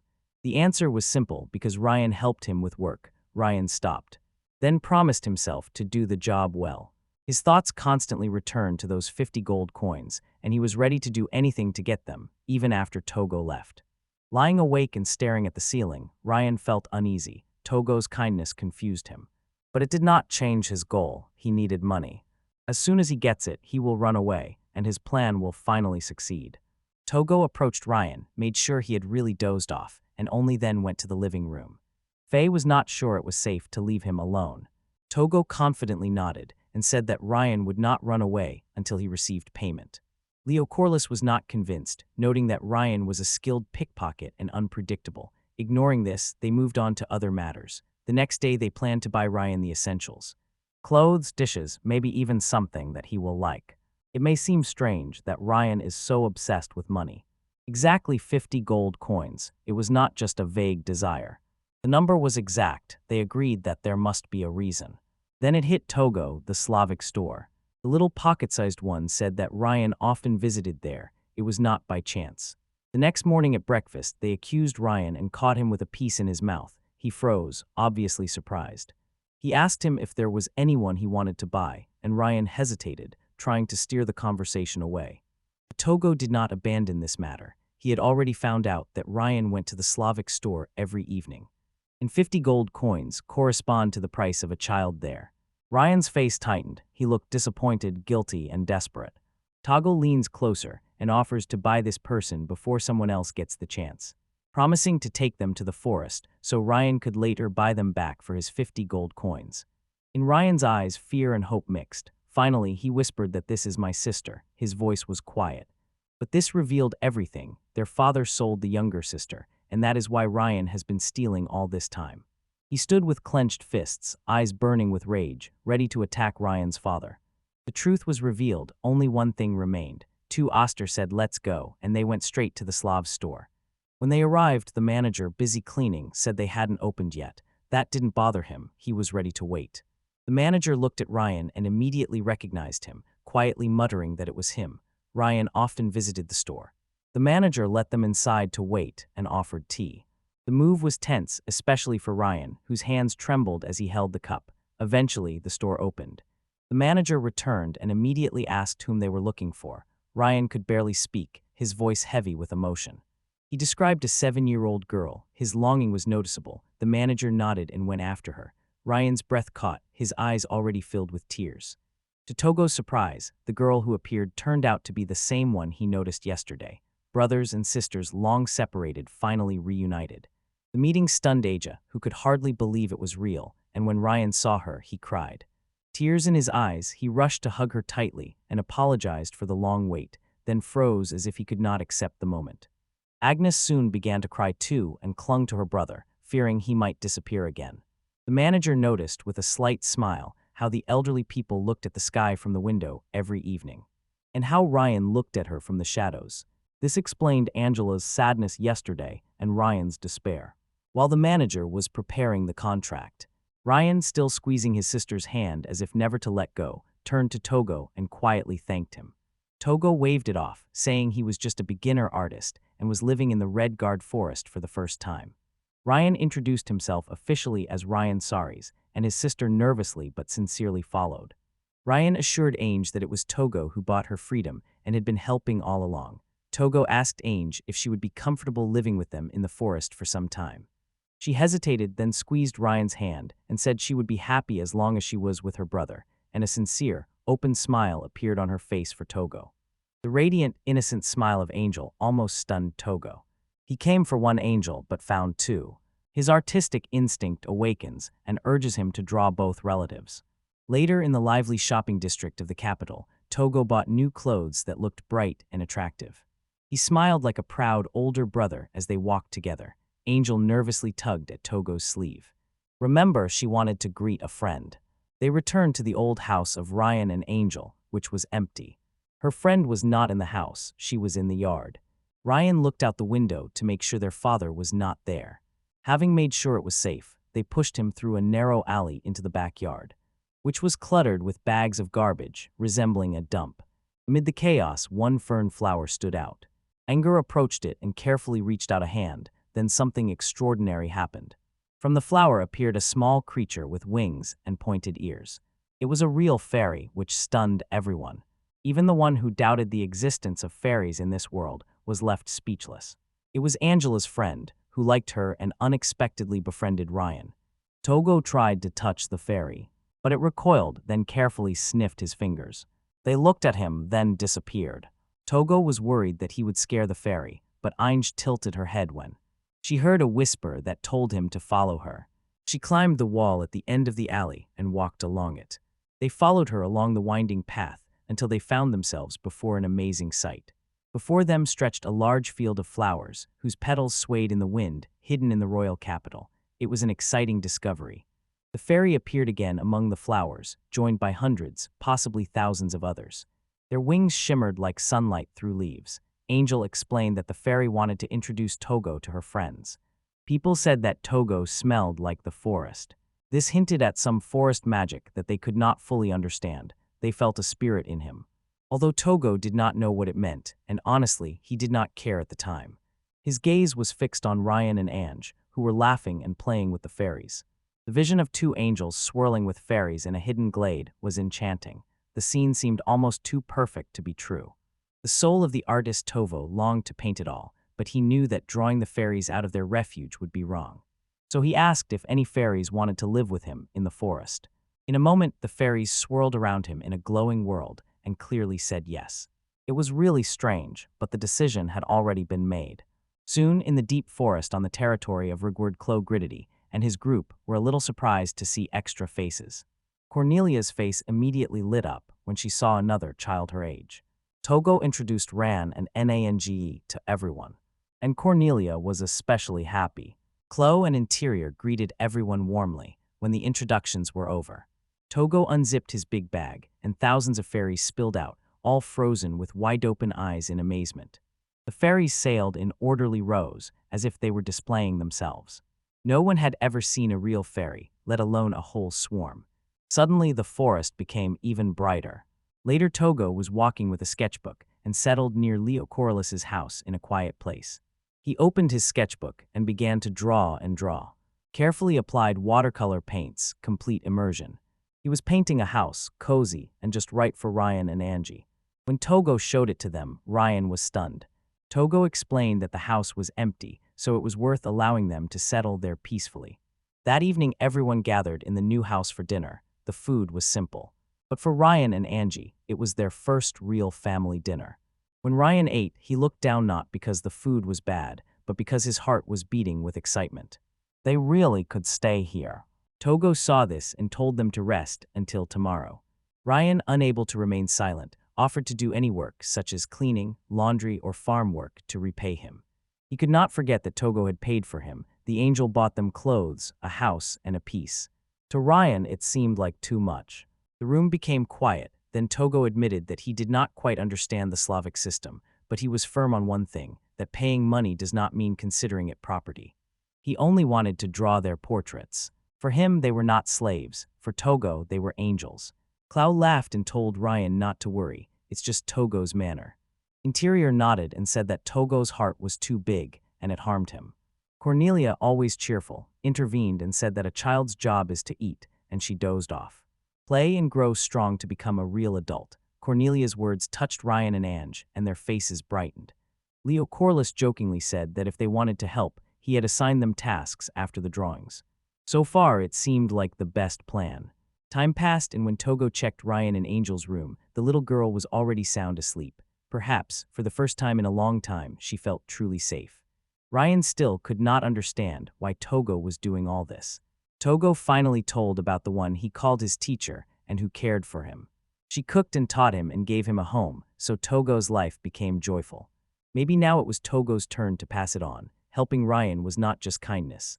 It was a bit selfish, a way to get back what the teacher had given him. Ryan's face softened because of this. There was some meaning in it, but he did not fully understand. But one thing was certain, Togo was just a special guy, kind and a bit quirky. Togo and Ran laughed together and enjoyed the quiet night. Then Ryan went to sleep. But before that, he called Togo to thank him, which he had not done until that moment. When Togo went outside, the local unexpectedly gently patted him on the head, but explained that when he first arrived, he had the same doubts as Ryan. When life was hard, kindness, especially if unexpected, could seem unusual. But over time, it becomes easier to accept. This simple comfort suits Togo's heart. The next morning, sunlight gently seeped through the forest and enlivened the area. Children played and laughed. While Teresa was making snow cones inside the tree trunks, Togo sat nearby and thought about the composition for his next painting, depicting an angel blessing a newborn. But the mood was not quite right, so Ryan approached, noticed the sketch, and asked about it with interest. This gave Togo an idea. He suggested Ryan try blessing someone, and Ryan immediately became puzzled. They went in to clarify and explained that Togo was stuck because he did not fully understand what the feeling of blessing was. Ryan admitted that he did not know how to bless someone. An awkward silence fell over the group while they added that it is like wishing someone happiness. This simple explanation became clear to Togo. Even if it was not special, the blessing required only sincerity. Ryan, a former pickpocket, was indecisive and insecure and wondered how he could bless someone. However, deep down, he felt warmth towards the people around him. Although before he, like the rich and adults who had helped him for years, felt hostility towards this unusual but genuine joy, it inspired him. Ryan quietly and awkwardly blessed everyone in Togo's forest. Togo smiled widely, happy that he managed to convey the essence of the angelic blessing. The next day, Cornelia's eyes sparkled when she saw Togo's clothing sketch and said it was perfect for an angel because of the ruffled edge. Thanks to Cornelia's advice, Togo completed the design of the angel costumes. When Ryan and Ange put them on, they looked as if they had come out of ancient Greece. The costumes were noble, elegant, and fit perfectly. Ryan still felt uneasy in his. Still, it was better than previous proposals, where angels were depicted completely naked.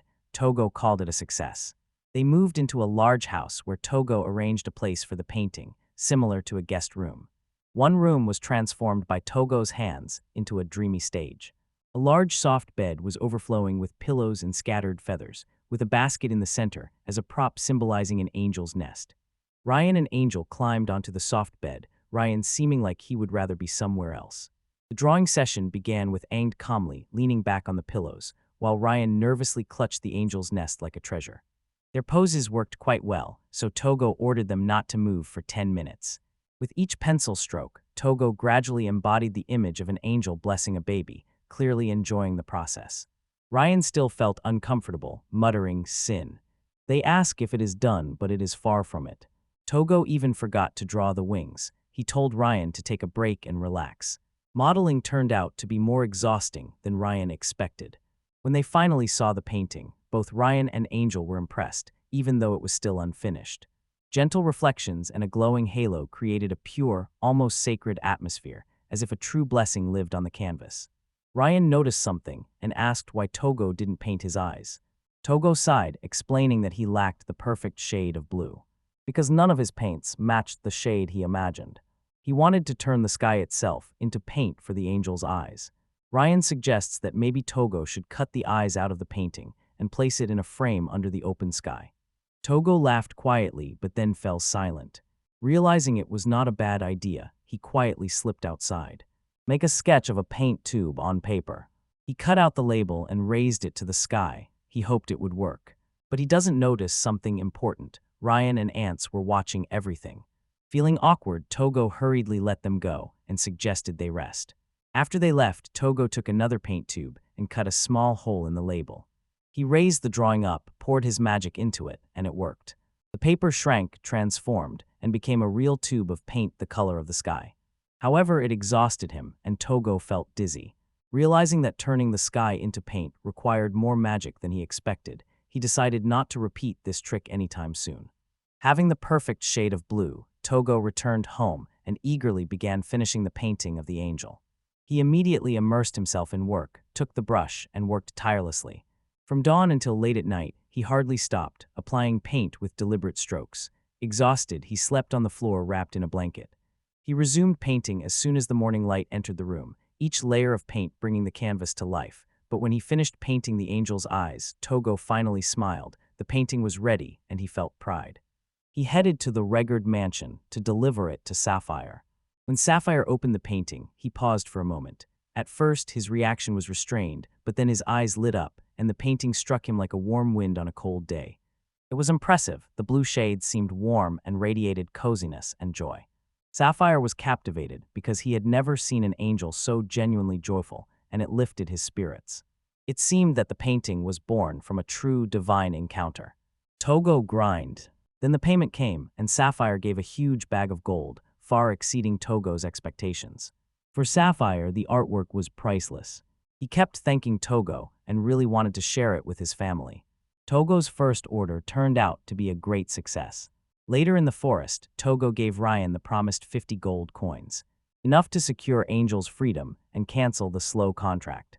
Unconditionally, Ryan and Angel are free, but Togo has a small request. He asked them to stay longer to paint them again. Ryan did not respond immediately. Instead, he returned the bag of coins to Togo.